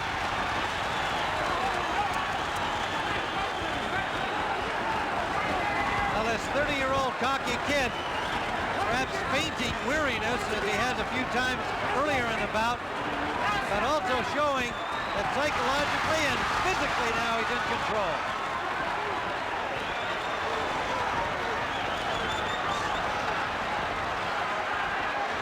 Going to be interesting scoring, Tim. You know, do you like the plodding guy or do you like the flash? Leonard busy on the rope. Hagler trying There'll to be no knockout. No knockout.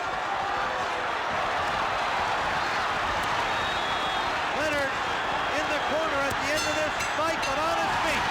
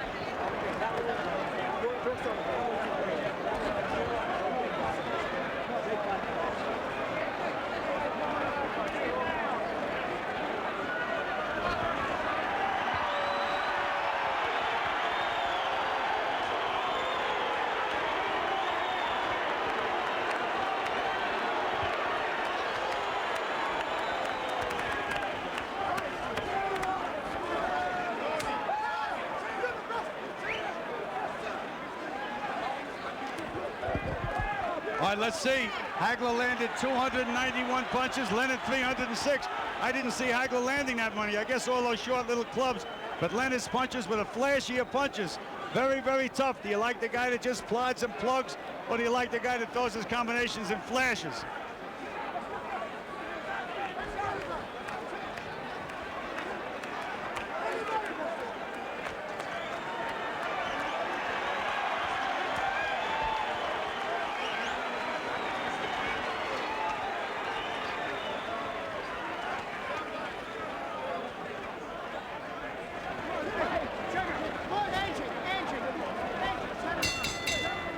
Ladies and gentlemen, here is the decision of the judges. We have a split decision. Judge Lou Filippo scores the bout. 115, Marvin Hagler. 113, Ray Leonard. Judge Jojo Guerra scores the bout. 118, Leonard. 110, Hagler. And Judge Dave Moretti scores 115, 113. By the winner, by a split decision, and new middleweight champion of the world,